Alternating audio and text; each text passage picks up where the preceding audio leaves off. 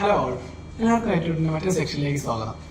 അപ്പോൾ ഇന്ന് നമ്മൾ ഡിസ്കസ് ചെയ്യാനായിട്ട് പോകുന്നത് 2022 PYQ ആണ്. അപ്പോൾ നമ്മൾ 50 വരെയുള്ള ക്വസ്റ്റ്യൻസ് കഴിഞ്ഞ സെക്ഷനിൽ ഡിസ്കസ് ചെയ്തിട്ടുണ്ടാകും. സോ ഇന്ന് ഡിസ്കസ് ചെയ്യാൻ പോകുന്നത് 51 മുതൽ 75 വരെയുള്ള ക്വസ്റ്റ്യൻസ് ആയിരിക്കും.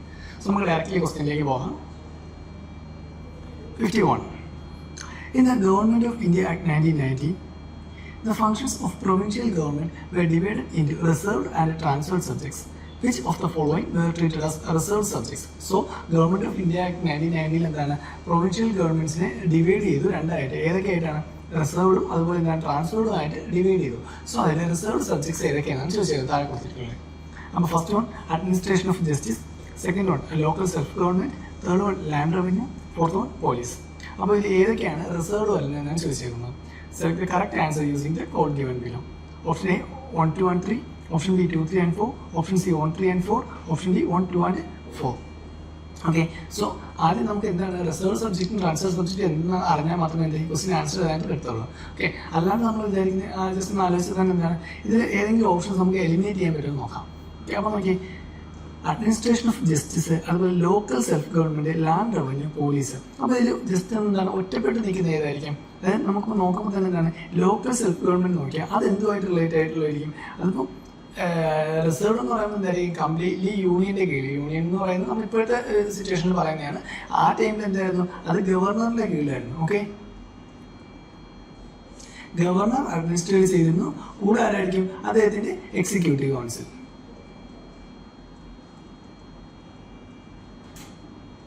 ഓക്കെ, സോറി, അവിടെ എന്താണ് ലെജിസ്ലേറ്റീവിന് വലിയ റെസ്പോൺസിബിൾ ഇല്ല. ഓക്കെ, ലെജിസ്ലേറ്റീവ് എന്താണ് വലിയ റെസ്പോൺസിബിൾ ഇല്ലായിരുന്നു.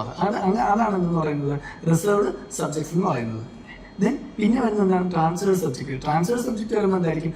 അവിടെ അഡ്മിനിസ്ട്രേഷൻ എങ്ങനെയാണ്? ഗവർണർ തന്നെയായിരുന്നു, but within the aid of ministers responsible for the legislature. അവിടെ എന്താണ്?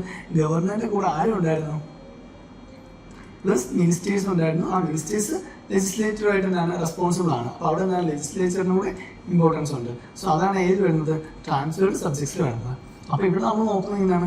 ഒരു ഓൾ വൺ ഔട്ടായിട്ട് നമുക്ക് എടുക്കാൻ പറ്റുന്ന ലോക്കൽ സെൽഫ് ഗവൺമെന്റ് മാത്രമേ ഉള്ളൂ. കാരണം ബാക്കിയെല്ലാം എന്താണ് നമുക്ക് ഏതെങ്കിലും ഒന്നിന്റെ കീഴിൽ കൊണ്ടുവരാന്ന് പറയാം. കാരണം അഡ്മിനിസ്ട്രേഷൻ ഓഫ് ജസ്റ്റിസ് ആയാലും അല്ലെങ്കിൽ ലാൻഡ് റവന്യൂ ആയാലും പോലീസിംഗ് ആയാലും ഇത് മൂന്നും എന്താണ് നമുക്ക് ഏതെങ്കിലും ഒന്നിന്റെ കീഴിലായിരിക്കും. റിസർവ്ഡോ ട്രാൻസ്ഫർ ആണോ നമുക്ക് അറിഞ്ഞിരിക്കണം. ഓക്കെ, സോ ഇത് മൂന്നും എന്താണ് റിസർവ് സബ്ജക്റ്റിന്റെ കീഴിലാണ്. പക്ഷേ ലോക്കൽ സെൽഫ് ഗവൺമെന്റ് എവിടെയാണ്? അത് ട്രാൻസ്ഫേർഡ് സബ്ജക്റ്റിന്റെ കീഴിലാണ്. Okay, so administration of justice, land revenue, policing. അപ്പോൾ ഏതൊക്കെയായിരിക്കും? 1, 3 and 4. ഓക്കെ, അത് മൂന്നാണ് ഏതെന്ന് പറയുന്നത് റിസർവിന്റെ അകത്ത് വരുന്നത്. ഓക്കെ, അപ്പോൾ നമ്മൾ പറഞ്ഞു 1919 ഗവൺമെന്റ് ഓഫ് ഇന്ത്യ ആക്ട് എന്താണ് സിസ്റ്റം ഓഫ് ഡയാർക്കി കൊണ്ടുവന്നു. വിച്ച് മീൻസ് എന്താണ് പ്രൊവിൻഷ്യൽ ഗവൺമെന്റ്സിനെ divided into reserved and transferred. Provincial government എന്താണ് റിസർവ്ഡും ട്രാൻസ്ഫേർഡ് ആയിട്ട് എന്താണ് ഡിവൈഡ് ചെയ്തു. അപ്പോൾ റിസർവ്ഡിനുള്ളിൽ കുറച്ച് സബ്ജക്ട്സുകളുണ്ട്, അതുപോലെ തന്നെ ട്രാൻസ്ഫേർഡിനുള്ളിൽ കുറച്ച് സബ്ജക്റ്റ് ഉണ്ട്. റിസർവ്ഡ് എന്ന് വെച്ചാൽ എങ്ങനെയായിരിക്കും? അവിടെ ഗവർണർ പ്ലസ് എക്സിക്യൂട്ടീവ് കൗൺസിൽ മാത്രമേ ഉണ്ടായിരിക്കുള്ളൂ. ബട്ട് ഇൻ ട്രാൻസ്ഫേർഡ് വരുമ്പോൾ എന്തായിരിക്കും? ഗവർണറും അതുപോലെ എന്താണ് മിനിസ്റ്റേഴ്സും ഉണ്ടായിരിക്കും. And responsible for the legislature. Okay, അവിടെ അപ്പോൾ ലെജിസ്ലേച്ചറിന് ഇമ്പോർട്ടൻസ് ഉണ്ട്. ഓക്കെ, സോ ഇനി റിസർവ്ഡ് സബ്ജക്റ്റിൽ വരുന്ന നമുക്ക് ഏതൊക്കെയെന്ന് പറയുന്നത് അഡ്മിനിസ്ട്രേഷൻ ഓഫ് ജസ്റ്റിസ് പറഞ്ഞു, ലാൻഡ് റവന്യൂ പറഞ്ഞു, പോലീസ് പറഞ്ഞു. ഇത് കൂടാതെ നമുക്ക് എന്താണ് ഫിനാൻസ്, ഇറിഗേഷൻ, പ്രിസൺ, ഇതെല്ലാം എന്താണ് റിസർവിൽ വരുന്നതാണ്. ഓക്കെ, റിസർവ്ഡ് സബ്ജക്റ്റിൽ വരുന്നതാണ്. നെക്സ്റ്റ് അടുത്ത പറയുന്നത് ഏതാണ്? രണ്ടാമത് നമ്മൾ പറഞ്ഞാണ് ഇത് ട്രാൻസ്ഫേർഡ് സബ്ജക്റ്റ് പറഞ്ഞു. ട്രാൻസ്ഫേർഡ് സബ്ജക്റ്റ് ആകുമ്പോൾ എന്താണ് അവിടെ പറഞ്ഞത്? ലോക്കൽ സെൽഫ് ഗവൺമെന്റ് പറഞ്ഞു. അതുകൂടാതെ വേറെ ഏതൊക്കെ ഉണ്ട്? ലോക്കൽ സെൽഫ് ഗവൺമെന്റ് നമ്മൾ ആദ്യം പറഞ്ഞു. ലോക്കൽ സെൽഫ് ഗവൺമെന്റ് കൂടാതെ public health, agriculture, education. So ഇതെല്ലാം എന്തിൽ വരുന്നതാണ്? ട്രാൻസ്ഫറിനുള്ളിൽ വരുന്നതാണ്. ഓക്കെ, സോ നമ്മൾ ഗവൺമെന്റ് ഓഫ് ഇന്ത്യ 1990 ഡയറക്റ്റിയെ പറ്റിയാണ് പറഞ്ഞത്. അതായത് രണ്ടായിട്ട് പ്രൊവിൻസിനെ ഡിവൈഡ് ചെയ്തിട്ടുണ്ട്. റിസർവ്ഡ് ദെൻ ട്രാൻസ്ഫേർഡ് പറഞ്ഞു. ദെൻ ട്രാൻസ്ഫേർഡിനകത്ത് റിസർവിനകത്ത് വരുന്ന സബ്ജക്ട്സുകളെ പറ്റിയും പറഞ്ഞു. ഓക്കെ, സോ ഇപ്പോൾ ആൻസർ വരുന്നത് ഏതായിരിക്കും? ഓപ്ഷൻ സി ആണ്. 1, 3 and 4 ആയിരിക്കും. Next 52. In medieval India, the term ഫണം refers to clothing, coins, ornaments, weapons. അപ്പോൾ medieval ഇന്ത്യയിൽ ഫണം എന്ന ടേം എന്തിനെ റെപ്രസെന്റ് ചെയ്യുന്നതാണ് ചോദിച്ചിരിക്കുന്നത്. അഗെയിൻ അറിഞ്ഞിരുന്നാലും അറിയാം. നമ്മൾ പറഞ്ഞിട്ടുണ്ട് മെഡീവൽ ഇന്ത്യയെ പറ്റി നോക്കുമ്പോൾ നമുക്ക് മെഡീവൽ ഇന്ത്യ പഠിക്കുമ്പോൾ ഏറ്റവും കൂടുതൽ നമ്മൾ അറിഞ്ഞിരിക്കേണ്ടതാണ് ഇതുപോലെ കുറച്ച് വേർഡ്സ് ഉണ്ട്. ഓക്കെ, ടാക്സ് സിസ്റ്റം, കോയിൻസ്, അതുപോലെ തന്നെ ക്ലോത്തിങ്സ്, ഓർണമെന്റ്സ്, വെപ്പൺസ്, അതുപോലെ തന്നെ ആ ടൈമിലുണ്ടായിരുന്ന ആൾക്കാർ. ഓക്കെ, ആൾക്കാർ മീൻസ് കച്ചവടക്കാർക്ക് ഒരു പേര്, അല്ലെങ്കിൽ എന്തായിരിക്കും സൈനികർക്ക് ഒരു പേര്, അല്ലെങ്കിൽ രാജാവിൻ്റെ പറഞ്ഞാൽ രാജാവിൻ്റെ കൂടെ നിൽക്കുന്നവർക്ക് ഒരു പേര്. ഓക്കെ, സോ അങ്ങനെ എന്തായിരുന്നു ഡിഫറെൻറ്റ് നയൻസായിരുന്നു ആ മെഡീവൽ ഇന്ത്യയിലെ ആൾക്കാർ ഉണ്ടായിരുന്നത്. സോ ഇവിടെ ചോദിച്ചേക്കുന്നത് എന്താണ്, പണം എന്തിനെ റെഫർ ചെയ്യുന്നതാണ് ചോദിച്ചേക്കുന്നത് മെഡീവൽ ഇന്ത്യയിൽ. അപ്പോൾ ഫസ്റ്റ് നോക്കിയേ, ഓപ്ഷൻ എ ക്ലോത്തിങ് വരുന്നുണ്ട്, ഓപ്ഷൻ ബി കോയിൻസ് വരുന്നുണ്ട്, ഓപ്ഷൻ സി ഓർണമെന്റ്സ് വരുന്നുണ്ട്, ഓപ്ഷൻ ഡി വെപ്പൺസ് വരുന്നുണ്ട്. സോ ഇതിൽ ഏതാണ് പണം എന്നാണ് ചോദിച്ചേക്കുന്നത്. ആൻസർ വരുന്നത് ഏതാണ്, പണം എന്ന് പറയുന്നത് ഓപ്ഷൻ ഡി ആണ്. കോയിൻസിനാണ് എന്ന് പറയുന്നത് പണം എന്ന് പറയുന്നത്. ഓക്കെ, സോ പണം എന്ന് വെച്ചാൽ it's a small currency used exclusively in ഏത് റീജിയനിലായിരുന്നു, സൗത്ത് ഇന്ത്യൻ റീജിയനിലാണ്. ഓക്കെ, സോ ടിപ്പിക്കലി ഇത് മെയ്ഡ് ചെയ്യുന്നത് എന്തുകൊണ്ടാണ്, ഗോൾഡ് അല്ലെങ്കിൽ സിൽവർ കൊണ്ടായിരുന്നു. ഓക്കെ, ഗോൾഡ് ഓർ സിൽവർ ആണത് ഈ പണം മെയ്ഡ് ചെയ്യാനായിട്ട് ടിപ്പിക്കലി യൂസ് ചെയ്യുന്നത്. ആൻഡ് ആൾസോ ഇത് പ്രധാനമായിട്ട് ഏതൊക്കെ ഡൈനസ്റ്റീസ് യൂസ് ചെയ്യുന്നുണ്ട്, ചോള, പാണ്ഡ്യ ആൻഡ് ഹൊയ്സാല.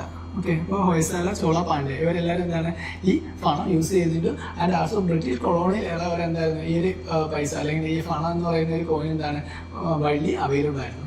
ഇത് കൂടാതെ തന്നെ എന്താണ് നമ്മളിപ്പോൾ വിജയനഗര എംപയർ നോക്കുകയാണെങ്കിൽ,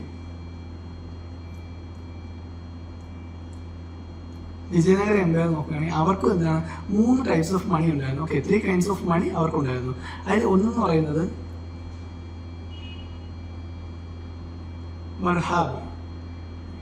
വർഹാബ്, ദെൻ സെക്കൻഡ് വൺ പറയുന്നത് പെർതാബ്, ആൻഡ് ഫൈനൽ വൺ പറയുന്നത് പണം. ഓക്കെ, സോ അവിടെ എന്താണ് ഈ പണം എന്നുള്ള കോയിൻ യൂസ് ചെയ്തിരുന്നു. വിജയനഗര എംപയറിൽ എന്തായിരുന്നു പണം യൂസ് ചെയ്തിരുന്നു. സോ അതുകൊണ്ട് എന്താണ് പണം എന്ന് റെഫർ ചെയ്യുന്നത് എന്തിനെയാണ്, കോയിൻസിനെയാണ്. ഓക്കെ, അപ്പോൾ അതാണ് 52ാമത്തെ question.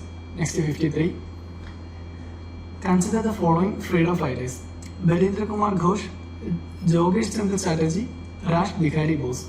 Who of above was or were actively associated with the Ghadar party? So Ghadar party ആയിട്ട് റിലേറ്റഡ് ആയിട്ട് ആരുണ്ടെന്നാണ് ചോദിച്ചിരുന്നത്.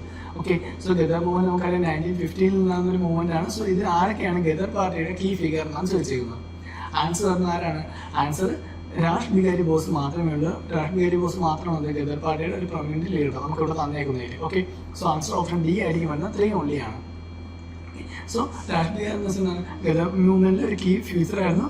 ആൻഡ് എന്തായിരുന്നു അദ്ദേഹത്തിന് ലിങ്ക് എന്തായിരുന്നു, നമ്മുടെ നോർത്ത് അമേരിക്കൻ റീജിയനിലും അതുപോലെ എന്താണ് നമ്മുടെ ഇന്ത്യയിലും എന്താണ് ഗദർ മൂവ്മെന്റിൽ ആൾക്കാരുണ്ടായിരുന്നു. സോ ഇവരെ കണക്ട് ചെയ്യുക, ഇവർക്ക് ഇടയ്ക്കിൽ എന്താണ് അല്ലെങ്കിൽ ഇവർക്ക് ബിറ്റ്വീൻ ആയിട്ട് ഒരു കീ ലിങ്ക് ആയിട്ട് നിൽക്കുക. അതായിരുന്നു ആരെന്ന് പറയുന്നത് ഈ രാഷ് ബിഹാരി ബോസ് എന്ന് പറയുന്നത്. സോ അതാണ് ഗദർ മൂവ്മെന്റ് അദ്ദേഹം തമ്മിലുള്ള ആ റിലേഷൻ എന്ന് പറയുന്നത്. സോ ഗദർ മൂവ്മെന്റിലൂടെ വരുന്ന ആരാണ്, രാഷ് ബിഹാരി ബോസ് മാത്രമാണ്. ഇനിയിപ്പോൾ ബരീന്ദ്രകുമാർ ഘോഷ് എടുത്ത അദ്ദേഹത്തിന് അതേ ഏത് ഫീൽഡായിരുന്നു ഇമ്പോർട്ടൻ്റ് ആയിട്ടിരുന്നത്, ബരീന്ദ്രകുമാർ ഘോഷ് മെയിനായിട്ട് അനുശീലൻ സമിതിയുടെ ഫൗണ്ടറായിരുന്നു. Anushilan Samiti and also Jugantar group. So Anushilan സമിതിയുടെ അതുപോലെ തന്നെ ജുഗാന്തർ ഗ്രൂപ്പ്, ബംഗാളിൽ ജുഗാന്തർ ഗ്രൂപ്പിൻ്റെയും ഫൗണ്ടർ ആയിരുന്നു ആരെന്ന് പറയുന്നത്, ഫൗണ്ടിങ് മെമ്പർ ആയിരുന്നു ആരെന്ന് പറയുന്നത് ഈ ബരീന്ദ്രകുമാർ ഘോഷ് എന്ന് പറയുന്നത്. ഓക്കെ, ആൻഡ് ആൾസോ അദ്ദേഹം ബന്ധപ്പെട്ടിരുന്ന ഒരു കോൺസ്പിറൻസി ഉണ്ടായിരുന്നു. അതാണ് ഏതെന്ന് പറയുന്നത്, Alipore bomb conspiracy.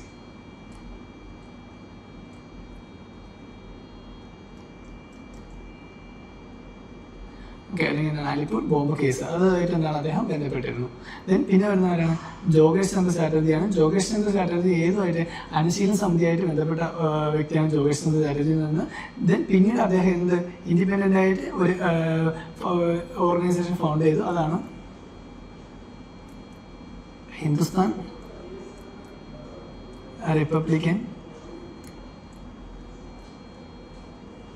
Association. Okay, so അതാണ് എന്ന് പറയുന്നത് ഹിന്ദുസ്ഥാൻ റിപ്പബ്ലിക്കൻ അസോസിയേഷൻ എന്ന് പറയുന്നത്, HRA.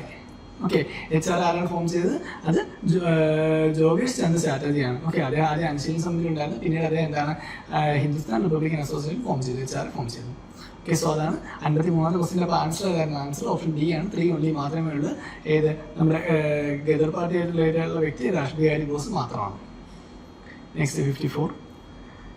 With reference to the proposals of Cripps Mission, consider the following statement.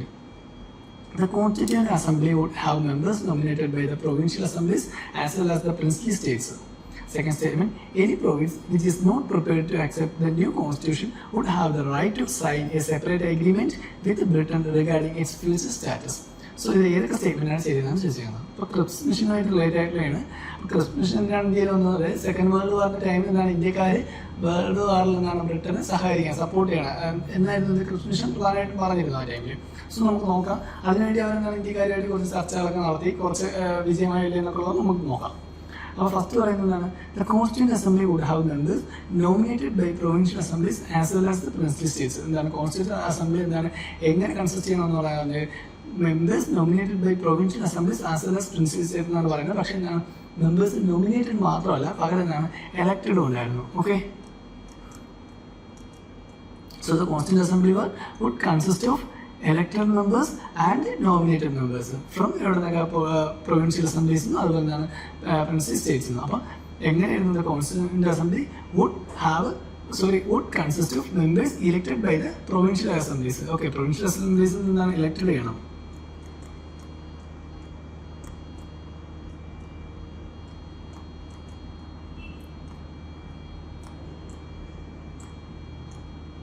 And nominated from where? Nominated by princely states. So അതാണ് ഇതിൽ വരുന്നത് ഇതിലേക്ക് വരുന്നത്. അപ്പോൾ the constituent assembly would have members nominated by provincial assemblies as well as princely states എന്നല്ല, elected by provincial അസംബ്ലീസും nominated by princely സ്റ്റേറ്റ്സും ആണ്. ഓക്കെ, സോ അതുകൊണ്ടാണ് ഫസ്റ്റ് സ്റ്റേറ്റ്മെന്റ് റോങ് ആണ്. Then second statement പറയുന്നത് any province which is not prepared to accept a new constitution would have the right to sign a separate agreement with Britain regarding its future status. So അതെന്താണ് ശരിയായുള്ള statement ആണ്. കാരണം എന്താണ് any province which is not prepared to accept the new constitution accept ചെയ്യാൻ എന്താണ് തയ്യാറല്ലാത്ത province എന്ത് ചെയ്യാം, they would have the right to sign a separate agreement with Britain regarding the future status. അതെന്താണ് ശരിയായുള്ള സ്റ്റേറ്റ്മെന്റ് ആണ്. അപ്പം രണ്ടാമത്തെ സ്റ്റേറ്റ്മെന്റ് മാത്രമാണ് ഇത് ശരിയെന്ന് പറയുന്നത്. സോ ആൻസർ ഏതായിരിക്കും? ഓപ്ഷൻ ബി 2 ഓൺലി ആയിരിക്കും. അപ്പം ക്രിപ്സ് മിഷൻ വേറെ എന്തൊക്കെയായിരുന്നു പ്രപ്പോസ് ചെയ്തത്? നമ്മുടെ ഇന്ത്യയിൽ വന്നിട്ട് എന്താണ് മെയിനായിട്ട് കുറച്ച് കാര്യങ്ങൾ പ്രപ്പോസ് ചെയ്തിരുന്നു. അപ്പോൾ അത് ഏതൊക്കെയായിരുന്നു ജസ്റ്റ് നോക്കാം. First one, dominion status to India.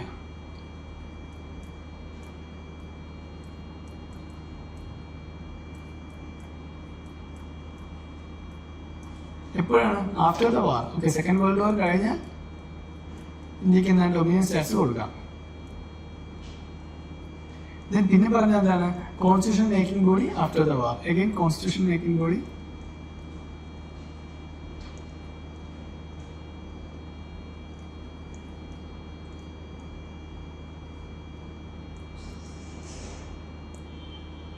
After the war. So ഇത് രണ്ടുമായിരുന്നത് ക്രിപ്സ് മിഷൻ പ്രധാനമായിട്ടും പറഞ്ഞത്. പക്ഷേ എന്താണ് ക്രിപ്സ് മിഷൻ ഇന്ത്യയിൽ എന്താണ് പാളിപ്പോവുകയാണ് ചെയ്തത്. അതെന്താണ് വിജയം കൊണ്ടില്ല. സോ അതുകൊണ്ട് എന്താണ് ക്രിപ്സ് മിഷൻ്റെ ഫെയിലിയറിൻ്റെ കാരണമായിട്ടുണ്ടായ മൂവ്മെൻ്റാണ് എന്ന് പറയുന്നത് ക്വിറ്റ് ഇന്ത്യ മൂവ്മെൻറ്റ് പറയുന്നത്. 1948 ക്വിറ്റ് ഇന്ത്യ മൂവ്മെൻറ്റ് എന്ന് പറയുന്നത് ഈ ക്രിപ്സ് മിഷൻ്റെ ഫെയിലിയർ കാരണം ഉണ്ടായ മൂവ്മെൻ്റാണ്. ഓക്കെ, അപ്പോൾ ജസ്റ്റ് എന്താണ് ക്രിപ്സ് മിഷൻ നോക്കുക, അവരെന്തൊക്കെയാണ് പ്രപ്പോസലാണ് ചെയ്ത് അത് ഫെയിലായതിൻ്റെ കാരണം നോക്കുക, അതിൻ്റെ ഫലമായിട്ട് വന്ന മൂവ്മെൻറ്റ് 1948 ക്വിറ്റ് ഇന്ത്യ മൂവ്മെൻറ്റ് അതുകൂടെ ജസ്റ്റ് എന്താണ് നോക്കി വയ്ക്കുക. So 54 ആൻസർ ഏതാണ്? ഓപ്ഷൻ ബി ആണ്, 2 ഓൺലി മാത്രമായിരിക്കും. Next, with reference to Indian history consider the following text. Nettipakarana, then Parishishta Parvan, then Avadana Sataka, then finally one Trishashti Lakshana Mahapurana. So ഇതിൽ ഏതൊക്കെയാണ്? Which of the above are Jaina text? Jaina text ഏതൊക്കെയാണെന്നാണ് ചോദിച്ചിരിക്കുന്നത്. ഓക്കെ, അപ്പോൾ നമുക്ക് അറിഞ്ഞത് മാത്രമേ എഴുതാൻ പറ്റുള്ളൂ. ഫാക്ട് ബേസ്ഡ് ആയിട്ടുള്ള ക്വസ്റ്റ്യൻ ആണ്. അപ്പോൾ ജെയിൻ ടെക്സ്റ്റ് ഏതൊക്കെയാണ് നമുക്കറിയാം. ഫസ്റ്റ് പറയുന്നത് ഏതൊക്കെയാണ്? നെറ്റിപ്പകരണം. ഓക്കെ, നെറ്റിപ്പകരണം എന്ന് വെച്ചാൽ എന്താണ്? അതൊരു ബുദ്ധിസ്റ്റ് സ്ക്രിപ്ചർ ആണ്. ഓക്കെ, അത് ബുദ്ധിസ്റ്റ് ആണ്, ജൈനില്ല ബുദ്ധിസ്റ്റ് ആണ്. Okay, so it's a Buddhist scripture.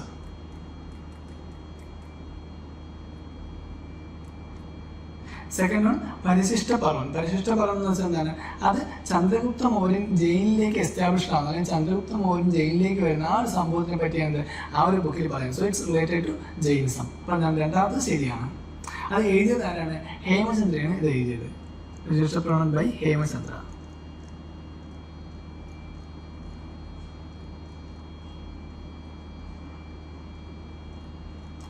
Chandragupta Maurya's entry into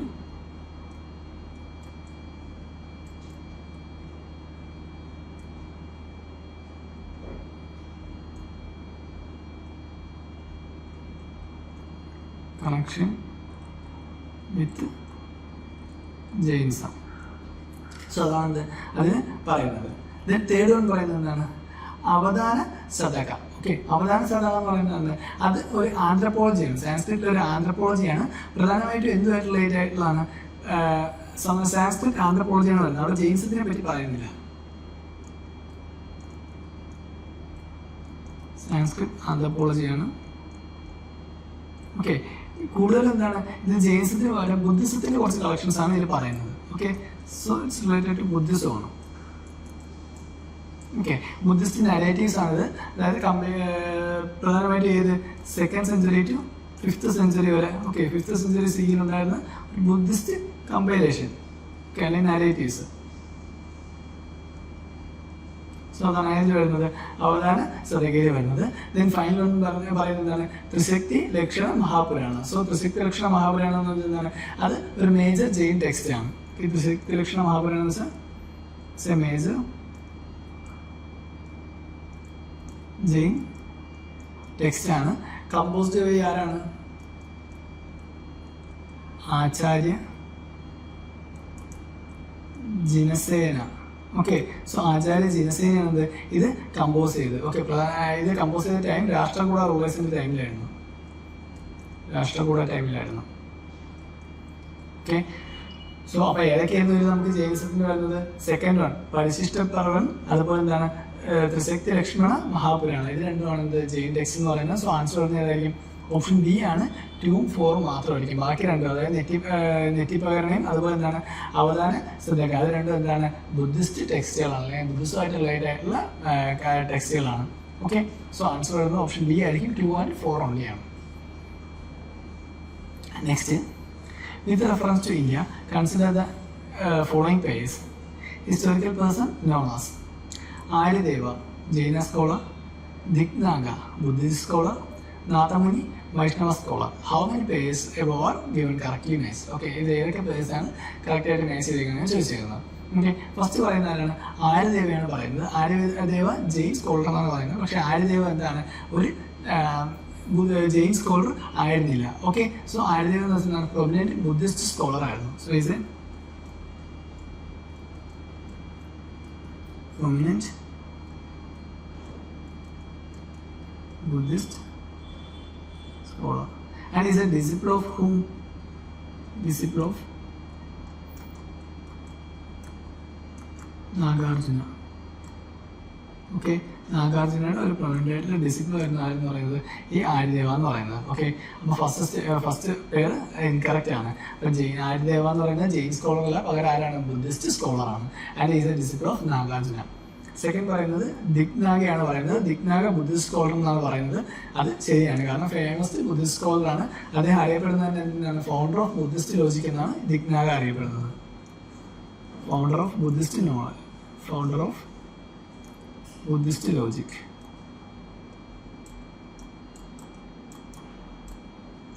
so founder of Buddhist logic എന്നറിയപ്പെടുന്ന ആരാണ്? ദിഗ്നാഗയാണ്. ദെൻ ഫൈനലി വരുന്ന ആരാണ്? നാദമുനിയാണ്. നാദമുനിയുടെ പ്രധാനപ്പെട്ട കാര്യം എന്താണ്? നമുക്കറിയാം, who collected 4000 Divyaprabandham. Okay, 4000 Divyaprabandham collect ചെയ്ത നാദമുനിയാണ്. And also is a Vaishnava scholar. Okay, so അതും ശരിയാണ്. സോ ഈ കളക്റ്റഡ്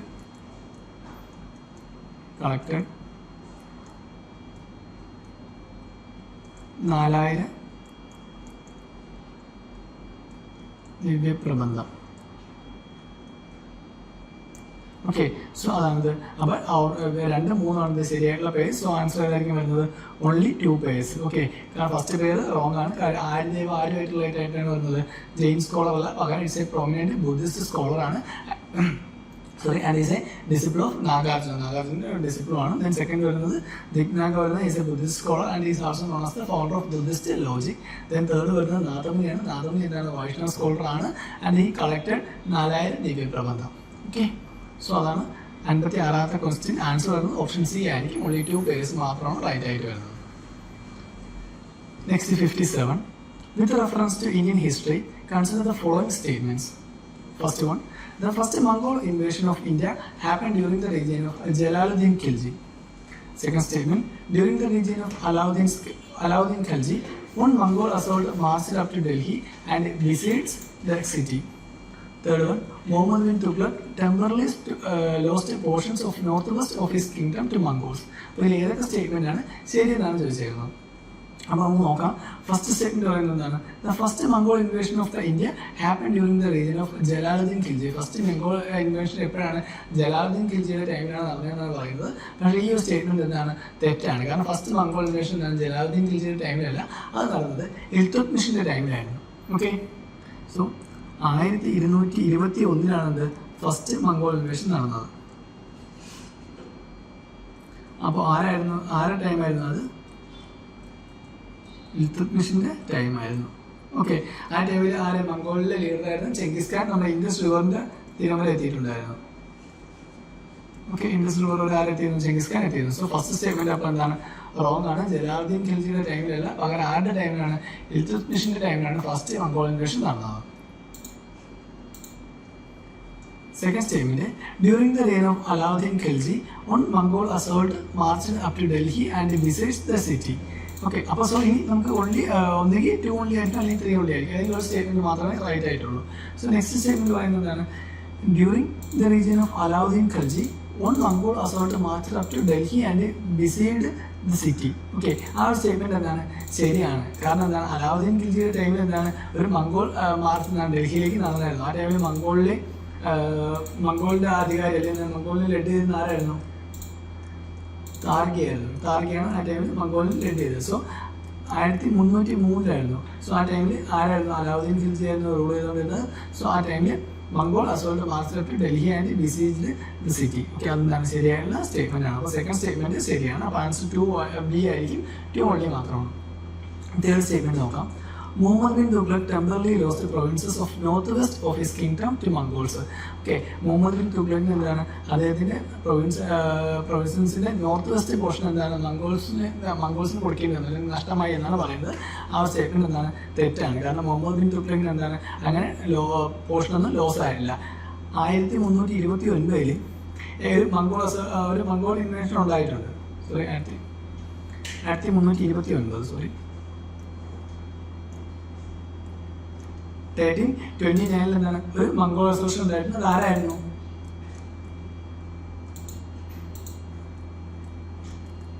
തർമാഷിൻ ഖാൻ ആയിരുന്നു.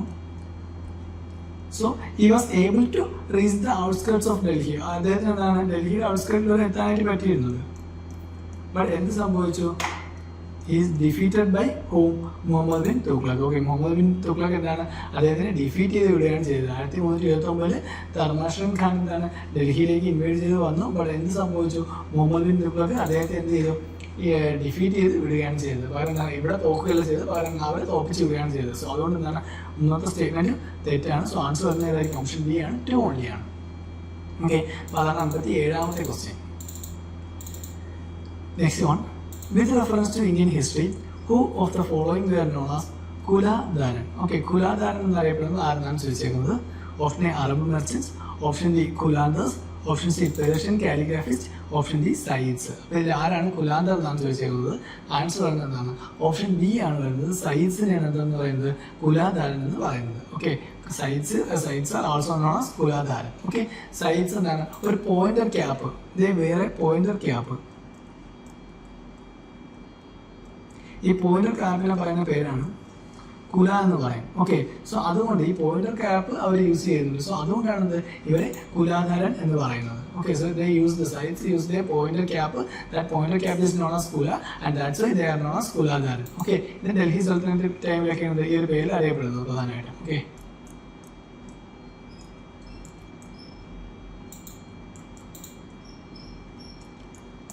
so answer വരുന്നതായിരിക്കും ഓപ്ഷൻ ഡി ആണ്.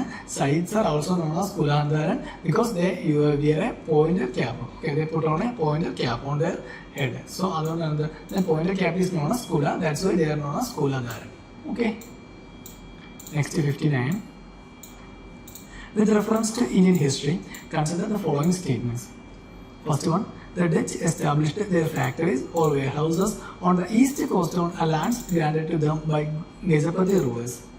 Second one, Alfonso de Albuquerque captured Goa from the Bijapur Sultanate. Third one, the English East India Company established a factory at Madras on a plot of land leased from a representative of the Vijayanagara Empire. So ഇതിൽ ഏതൊക്കെ statement ആണ് ശരിയെന്നാണ് ചോദിച്ചിരുന്നത്.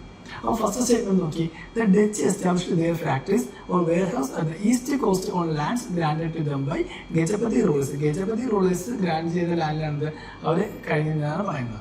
അപ്പോൾ നമുക്ക് just നോക്കാം. First Dutch establishment അല്ലെങ്കിൽ first Dutch factory എവിടെയായിരുന്നു?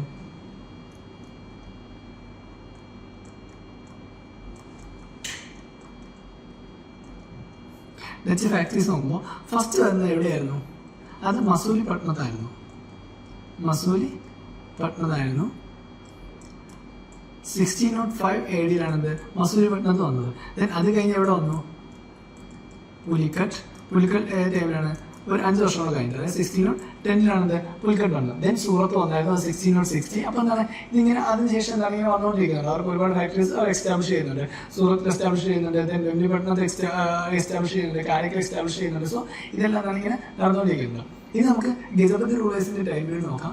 ഗജപതി റൂളേഴ്സ് എന്ന് വെച്ചാൽ പ്രധാനമായിട്ട് ഏത് ടൈമിലാണ്?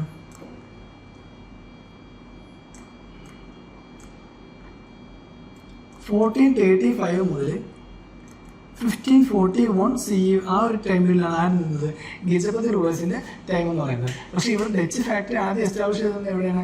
1605 AD അതായത് 1605 ഇവരെന്താണ് 1435 മുതൽ 1541 ആയപ്പോഴത്തേക്കാണ് ഗജപതി റൂളേഴ്സിന്റെ ടൈം പീരീഡ് ഓവറായി. സോ ഡച്ച് വന്ന ഏകദേശം 1605 അതുകൊണ്ട് എന്താണ് ഈ ഗജപതി റൂളേഴ്സിന്റെ കയ്യിൽ നിന്ന് ലാൻഡ് മേടിച്ചിട്ട് അവർ ഫാക്ടറി തുടങ്ങി എന്ന് പറയുന്ന സ്റ്റേറ്റ്മെന്റ് എന്തായാലും റോങ് ആയിരിക്കും. കാരണം രണ്ടുപേരുടെയും ടൈം പീരീഡ് തമ്മിൽ എന്താണ് നല്ല ഡിഫറൻസ് ഉണ്ട്. സോ ഫസ്റ്റ് സ്റ്റേറ്റ്മെന്റ് അപ്പോൾ എന്തായാലും റോങ് ആയിരിക്കും.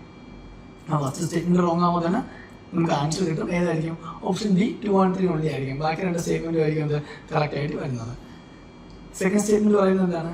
Alphonso de Albuquerque captured Goa from the Bijapur sultan. അതെന്താണ് ശരിയായിട്ടുള്ള സ്റ്റേറ്റ്മെന്റ് ആണ്. കാരണം അൽഫോൺസോ ഡി അൽബുക്കറേഖിന്റെ ടൈം പീരീഡ് എന്ന് പറയുന്നത് 1509 to 1550 ആ ടൈമിൽ അദ്ദേഹം ഇവിടെ ഉണ്ടായിരുന്നു. സോ അദ്ദേഹം എന്ത് ചെയ്തു? ഈ അദ്ദേഹത്തിന്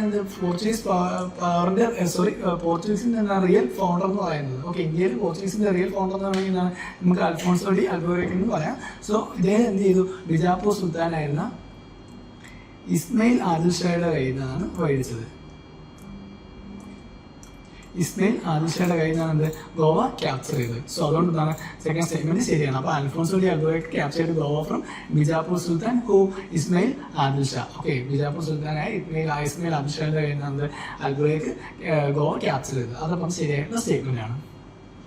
third statement, the English East India Company established a factory at Madras on a plot of land leased from a representative of the Vijayanagara Empire. Okay, അത് എന്താണ് ശരിയായുള്ള സ്റ്റേറ്റ്മെന്റ് ആണ്. ഇംഗ്ലീഷ് ഈസ്റ്റ് ഇന്ത്യ കമ്പനി എന്ത് ചെയ്തത്? Established a factory at Madras on a plot of land leased from a representative of the Vijayanagara empire. Vijayanagara എംപയർസിന് നായകാസിൽ നിന്നാണ് അത് മേടിച്ചാണ് ഇവർ എന്ത് ചെയ്തത്?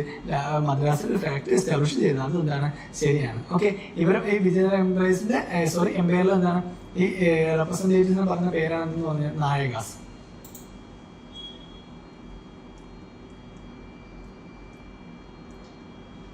ഓക്കെ, സോ അപ്പോൾ ആ ഒരു സ്റ്റേറ്റ്മെന്റ് ശരിയാണ്. അപ്പോൾ ആൻസർ വരുന്നതായിരിക്കും 59. ഓപ്ഷൻ ഡി ആണ് 2 and 3 ഓൺലി ആയിരിക്കും ശരിയായിട്ട് ഉണ്ടാകും. Next, according to Kautilya's Arthashastra, which of the following are correct?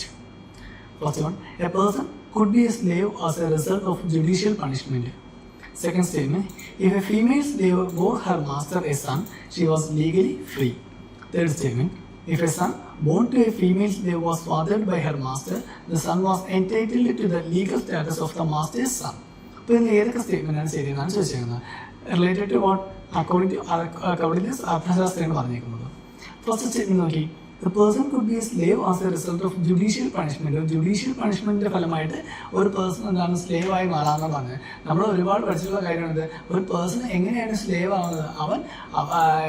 അവന്റെ ആ ഒരു മുതലാളിക്ക് എന്ത് ചെയ്യുക? എന്തെങ്കിലും ചിലപ്പോൾ പൈസ തിരിച്ചു കൊടുക്കാൻ ബാധ്യത ഉണ്ടെങ്കിലോ അല്ലെങ്കിൽ വേറെ ഏതെങ്കിലും ലെവലിലോ അല്ലാതെ എന്താണ് ജുഡീഷ്യൽ പണിഷ്മെന്റ് ഒരിക്കലും എന്താണ് സ്ലേവറി അങ്ങനെ സപ്പോർട്ട് ചെയ്യുന്നത് കുറവാണ്. കാരണം എന്താണ് ജുഡീഷ്യറി എന്താണ് അല്ലെങ്കിൽ അത് ചെയ്യുമ്പോൾ അല്ലെങ്കിൽ രാജാവ് എന്തെങ്കിലും ചെയ്യുമ്പോൾ അതിനെ സ്ലേവ് ആക്കി മാറ്റുന്നതാണ്. അത് കുറച്ച് എക്സ്ട്രീം ആയിട്ടുള്ള ഇതാണ്, എസ്പെഷ്യലി മോഡേൺ പീരീഡിൽ. സോ അവിടെ എങ്ങനെയായിരുന്നു പ്രധാനമായിട്ടും സ്ലേവ് നിന്നത്? വാർ വഴിയോ അല്ലെങ്കിൽ ഡെപ്റ്റ് വഴിയോ ഒക്കെ എന്തെങ്കിലും പ്രശ്നം ഉണ്ടാകും, അല്ലെങ്കിൽ വാറിൽ പരാജയപ്പെടുകയോ ചെയ്യുകയോ അല്ലെങ്കിൽ ഡെപ്റ്റ് കൊടുക്കാൻ പറ്റാതെ കടം കൊടുക്കാൻ പറ്റാതെ ആകുമ്പോഴാണ് സ്ലേവറായിട്ട് മാറ്റുന്നത്. അല്ലാതെ എന്താണ് ജുഡീഷ്യൽ പണിഷ്മെന്റ് വഴി എന്ത് ചെയ്തിരുന്നില്ല, സ്ലേവറിക്ക് സപ്പോർട്ട് ചെയ്യുന്നില്ല. സോ അതുകൊണ്ട് എന്താണ് ഫസ്റ്റ് സ്റ്റേറ്റ്മെന്റ് റോങ് ആണ്. So, according to Arthashastra, a person could become a slave as a result of എങ്ങനെയായിരുന്നു വാർ ഓർ ഡെപ്റ്റ്. ഓക്കെ, വാർ അല്ലെങ്കിൽ ഡെപ്റ്റ് ആയിരുന്നു, ഓർ ഡെപ്റ്റ്. Okay, but not as the judicial punishment. അപ്പോൾ ഫസ്റ്റ് സ്റ്റേറ്റ്മെന്റ് റോങ് ആണ്. സോ അഗെയിൻ ഫസ്റ്റ് സ്റ്റേറ്റ്മെന്റ് മാത്രം റോങ് ആകുമ്പോൾ നമുക്ക് ആൻസർ കിട്ടി. ജസ്റ്റ് ആ ഒരു രീതിക്ക് എന്താ മതി, എങ്ങനെയായിരിക്കും ഒരു ജുഡീഷ്യൽ പണിഷ്മെന്റ് കാരണം എന്താണ് ആർക്ക് സ്ലേവ് ആവും എന്നുള്ള സ്റ്റേറ്റ്മെന്റ് എന്തായിരിക്കും ഒരു എക്സ്ട്രീം ലെവലിൽ വരുന്നതായിരിക്കും. നോർമലി എന്തായിരിക്കും ഡെപ്റ്റ് കാരണമോ അല്ലെങ്കിൽ വാറിൽ പിടിച്ചെടുത്തോ എന്നൊക്കെ പറയുമ്പോൾ നമുക്ക് അതിൽ സെൻസ് ഉണ്ട്. ഓക്കെ, സോ അതുകൊണ്ടാണ് ഫസ്റ്റ് സ്റ്റേറ്റ്മെന്റ് നമുക്ക് എലിമിനേറ്റ് ചെയ്യുമ്പോൾ തന്നെ ആൻസർ കിട്ടും. സെക്കൻഡ് തേർഡ് സ്റ്റേറ്റ്മെന്റ് എന്തായിരിക്കും റൈറ്റ് ആയിരിക്കും. If a female slave bore her master a son, she was legally free. Okay, അത് ശരിയായിട്ടുള്ള സ്റ്റേറ്റ്മെന്റ് ആണ്. ഫീമെയിൽ സ്ലേവ് എന്ത് ചെയ്യുന്നു, മാസ്റ്ററിന് സണ്ണിനെ ബോർ ചെയ്ത she was legally free. Okay, then third statement, if a son born to a female slave was fathered by her master, the son was entitled to the legal status of the master's son. So അതാണ് ശരിയായിട്ടുള്ള statement ആണ്. അപ്പോൾ answer വരുന്നത് ഏതായിരിക്കും? Option B ആണ്. 2 and 3 only ആയിരിക്കും. Okay, next question. Consider the following statements. Tight monetary policy of US Federal Reserve could lead to capital flight. Second statement, capital flight may increase the interest cost of firms with existing external commercial borrowings. Third statement, devaluation of domestic currency decreases the currency risk associated with ECBs. Okay, again ഒരു simple ആയിട്ടുള്ള statement നമുക്ക് കിട്ടിയിട്ടുണ്ട്. കാരണം ബാക്കി രണ്ട് statement അറിഞ്ഞു കഴിഞ്ഞാൽ എന്താണ് ലാസ്റ്റ് സ്റ്റേറ്റ്മെന്റ് നോക്കുമ്പോൾ മനസ്സിലാവും. കാരണം എന്താണ് devaluation of domestic currency decreases the currency risk എന്നാണ് പറഞ്ഞിരിക്കുന്നത്. കാരണം നമുക്കറിയാം ഡിവാലുവേഷൻ എപ്പോഴും എന്താണ് കറൻസി റിസ്കിനെ ഇൻക്രീസ് ചെയ്യുകയാണ് ചെയ്യുന്നത്. സോ ആ ഒരു സ്റ്റേറ്റ്മെന്റ് നമുക്ക് ആദ്യം എന്ത് ചെയ്യാം, റോങ് ആയിട്ട് എടുക്കാം. അത് റോങ് ആയിട്ട് 3 റോങ് ആയിട്ട് എടുക്കുമ്പോൾ നമുക്ക് ആൻസർ കിട്ടും. ഓപ്ഷൻ എ ആയിരിക്കും, 1 and 2 ഓൺലി ആയിരിക്കും. പക്ഷേ ഈ ക്വസ്റ്റ്യൻ എന്താണ് UPSC ക്യാൻസൽ ചെയ്തിട്ടുണ്ടായിരുന്നു.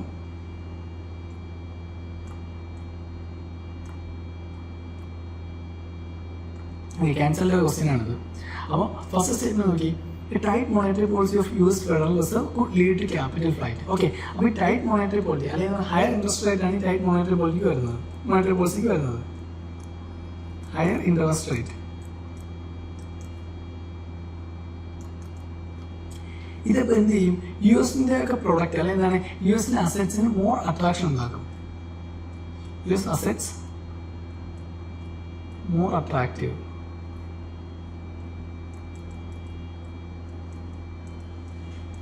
സോ അങ്ങനെ ചെയ്യുമ്പോൾ എന്ത് സംഭവിക്കും, ഇൻവെസ്റ്റേഴ്സ് ഇന്ത്യ പോലുള്ള എമർജിംഗ് മാർക്കറ്റിൽ നിന്നൊക്കെ മാറിയിട്ട് എങ്ങോട്ട് ഇൻവെസ്റ്റ് ചെയ്യും, കൂടുതലും US-ലേക്ക് ഇൻവെസ്റ്റ് ചെയ്യാനായിട്ട് തുടങ്ങും. Okay, so leads investors to pull capital out of the emerging market to seek higher safer opportunities.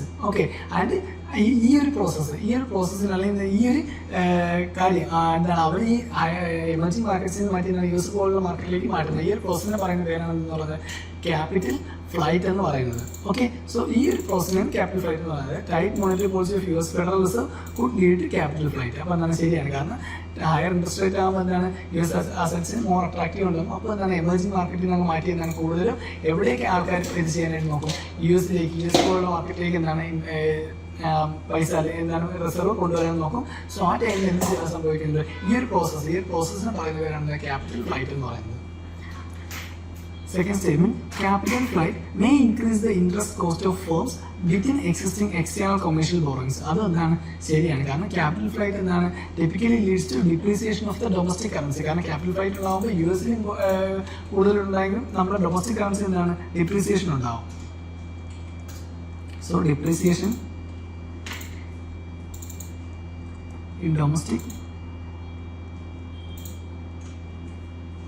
Okay, domestic currency depreciation means എന്താണ്, അത് വീക്കായി, ഡൊമസ്റ്റിക് കറൻസി വീക്കായി. സോ ഡൊമസ്റ്റിക് കറൻസി വീക്കായ അത് പറയുന്നത് എന്താണ്, ഒരു സ്പേം നോർമലി സ്പെൻഡ് ചെയ്യേണ്ട പൈസയെക്കാട്ടിയും കൂടുതൽ എന്തായിരിക്കും ഇവിടെ ഇൻട്രസ്റ്റ് എമൗണ്ട് ആയിട്ട് പേ ചെയ്യേണ്ടി വരും. ഓക്കെ, നമ്മൾ നോർമൽ പേ ചെയ്യുന്ന ഇൻട്രസ്റ്റ് എമൗണ്ടിനെ കാട്ടി മോർ ഇൻട്രസ്റ്റ് എമൗണ്ട് എന്താണ് പേ ചെയ്യേണ്ടി വരും നമ്മുടെ ക്യാഷിൽ.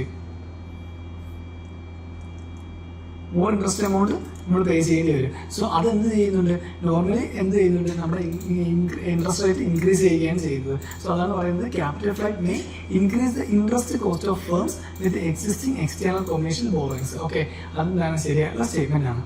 തേർഡ് പറയുന്നത് devaluation of domestic currency decreases the currency risk എന്നാണ് പറയുന്നത്. പക്ഷേ ഡിവാലുവേഷൻ എന്താണ് ചെയ്യുന്നത്, എപ്പോഴും കറൻസി റിസ്ക് ഇൻക്രീസ് ചെയ്യുകയാണ് ചെയ്യുന്നത്. അത് നമുക്ക് അറിയാവുന്ന ഒരു കാര്യമാണ്. സോ അതുകൊണ്ടാണ് ആൻസർ വരുന്നത് ഓപ്ഷൻ എ ആണ്, 1 and 2 ഓൺലി ആയിരിക്കും.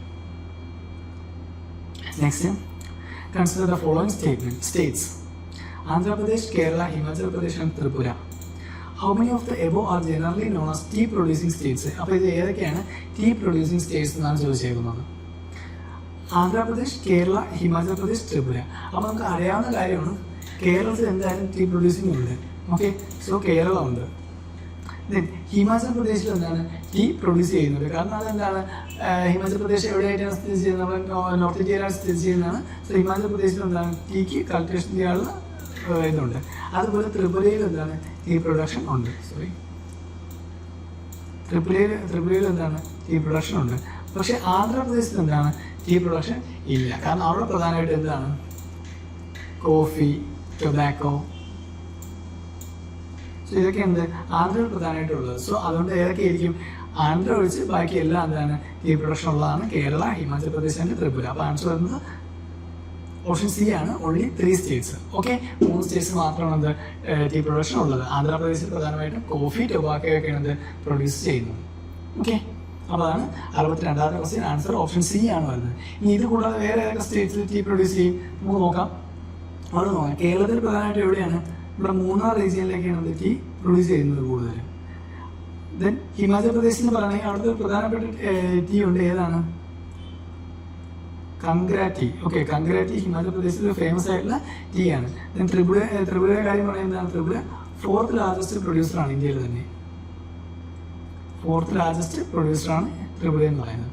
ദെൻ ഈ അതർ ടീ പ്രൊഡ്യൂസിങ് റീജിയൻസ് പറയുകയാണെങ്കിൽ നമുക്ക് ആസാം പറയാം. ആസാം ഒരു മേജർ ടീ പ്രൊഡ്യൂസിങ് ഏരിയയാണ്.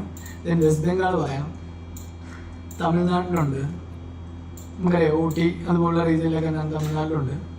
ദെൻ ഉത്തരാഖണ്ഡിലുണ്ട്. ആൻഡ് ഓൾസോ നോർത്ത് ഈസ്റ്റ് സ്റ്റേറ്റായ മേഘാലയയിലുണ്ട്.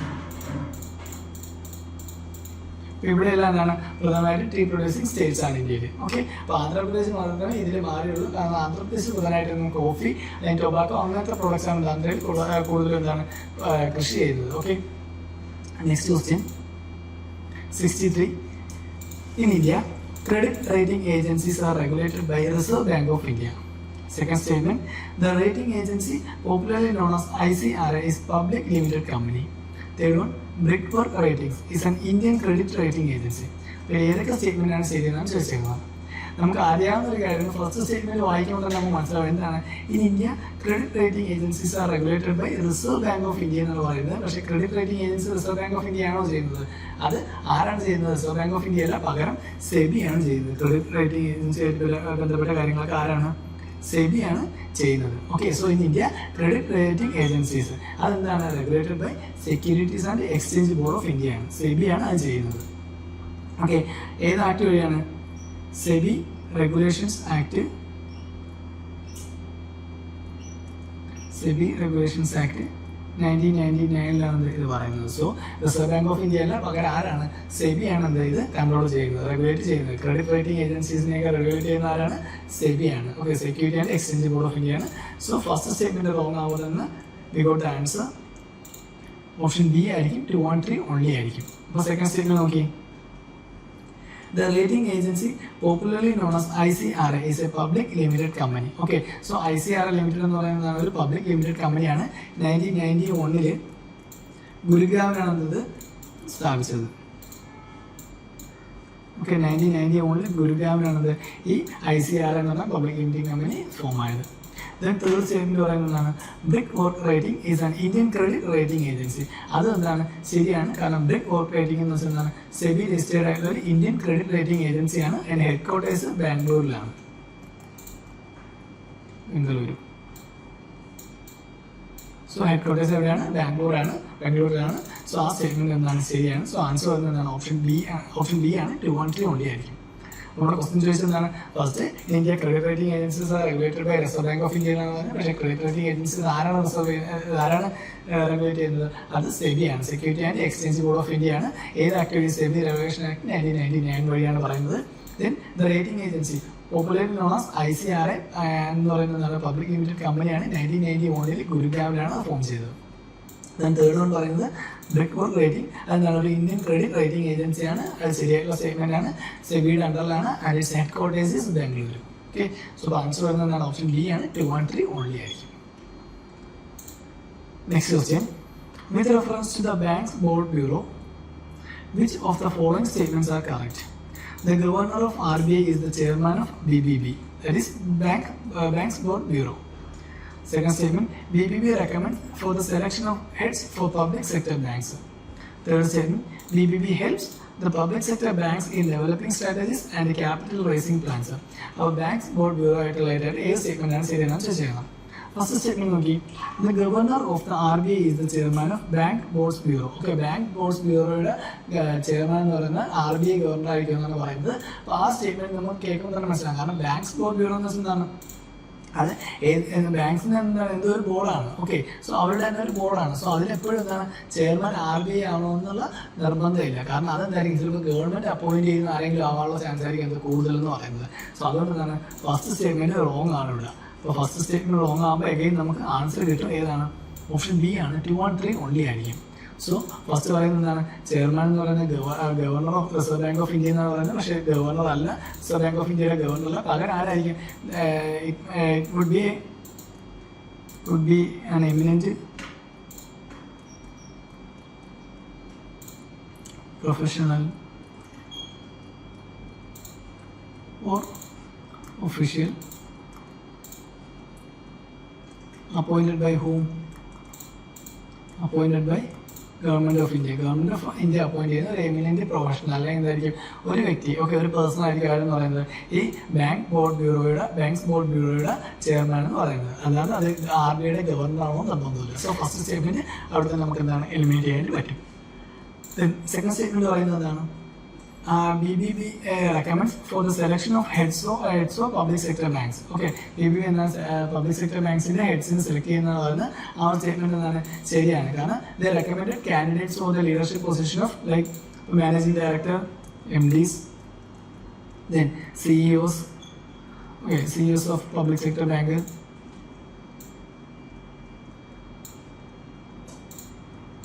അതുകൂടെ എന്താണ്? സ്റ്റേറ്റ് ഓൺഡ്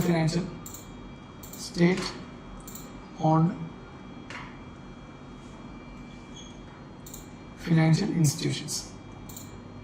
സോ ഇവിടെയൊക്കെ എന്താണ്? ഈ ബാങ്ക്സ് ബോർഡ് ബ്യൂറോ ആണ് റെക്കമെൻഡ് ചെയ്യുന്നത്, അവിടുത്തെ ഹെഡിനെയൊക്കെ റെക്കമെൻഡ് ചെയ്യുന്നത്. സോ അതെന്താണ്? ശരിയായിട്ടുള്ള സ്റ്റേറ്റ്മെന്റ് ആണ്. സോ സെക്കൻഡ് സ്റ്റേറ്റ്മെന്റ് ശരിയാണ്. Third one, BBB helps the public sector banks in developing strategies and capital raising plans. അതെന്താണ്? ശരിയാണ്. കാരണം അവരെന്താണ്? പബ്ലിക് സെക്ടർ ബാങ്ക്സിന് അഡ്വൈസ് ചെയ്യുന്നുണ്ട് ഇതുപോലുള്ള കാര്യങ്ങളിൽ. ഡെവലപ്പിംഗ് സ്ട്രാറ്റജീസിനും അതുപോലെ ക്യാപിറ്റൽ റൈസിംഗ് പ്ലാൻസിനൊക്കെ വേണ്ടി എന്താണ്? അവർ പബ്ലിക് സെക്ടർ ബാങ്ക്സിന് അഡ്വൈസ് ചെയ്യാറുണ്ട്. സോ ഈ സ്റ്റേറ്റ്മെന്റും ശരിയാണ്. അപ്പോൾ ആൻസർ വരുന്ന ഓപ്ഷൻ ബി ആണ്. 2 and 3 ഓൺലി ആയിരിക്കും. സോ ബാങ്ക് ബോർഡ് ബ്യൂറോ നോക്കി വയ്ക്കുക. ഫസ്റ്റ് സ്റ്റേറ്റ്മെന്റ് എന്താണ്? തെറ്റാൻ കാരണം നമ്മൾ പറഞ്ഞു. കാരണം എപ്പോഴും എന്താണ്? RBI ഗവർണർ തന്നെ ആയിരിക്കും അതിന്റെ ചെയർമാൻ എന്നില്ല. ചിലപ്പോൾ department of finance service secretary ആവാം, department of governor of RBI ആവാം, അല്ലെങ്കിൽ എന്തായിരിക്കും secretary of department of public enterprises ആവാം. ഇവരെല്ലാം എന്തായിരിക്കും? ഇതിന്റെ എക്സ് ഒഫീഷ്യൽ മെമ്പേഴ്സ് ആണ്. പക്ഷേ ഇത് സെലക്ട് ചെയ്യുന്ന ആരായിരിക്കും? എപ്പോഴും ഗവൺമെന്റ് ഓഫ് ഇന്ത്യ സെലക്ട് ചെയ്യുന്ന ഏതെങ്കിലും എന്താണ്? ഒരു എമിനന്റ് പ്രൊഫഷണൽ ആയിരിക്കാം. ഓക്കെ, സോ അതുകൊണ്ടാണ് ഫസ്റ്റ് സ്റ്റേറ്റ്മെന്റ് തെറ്റാൻ കാരണം. Okay, next 65. With reference to convertible bonds, consider the following statements. First statement, as there is an option to exchange the bond for equity, convertible bonds pay a lower rate of interest. Second statement, the option to convert to equity affords the bond holder a degree of indexation to rising consumer prices. So which one of the statements given above are correct? Option A, 1 only.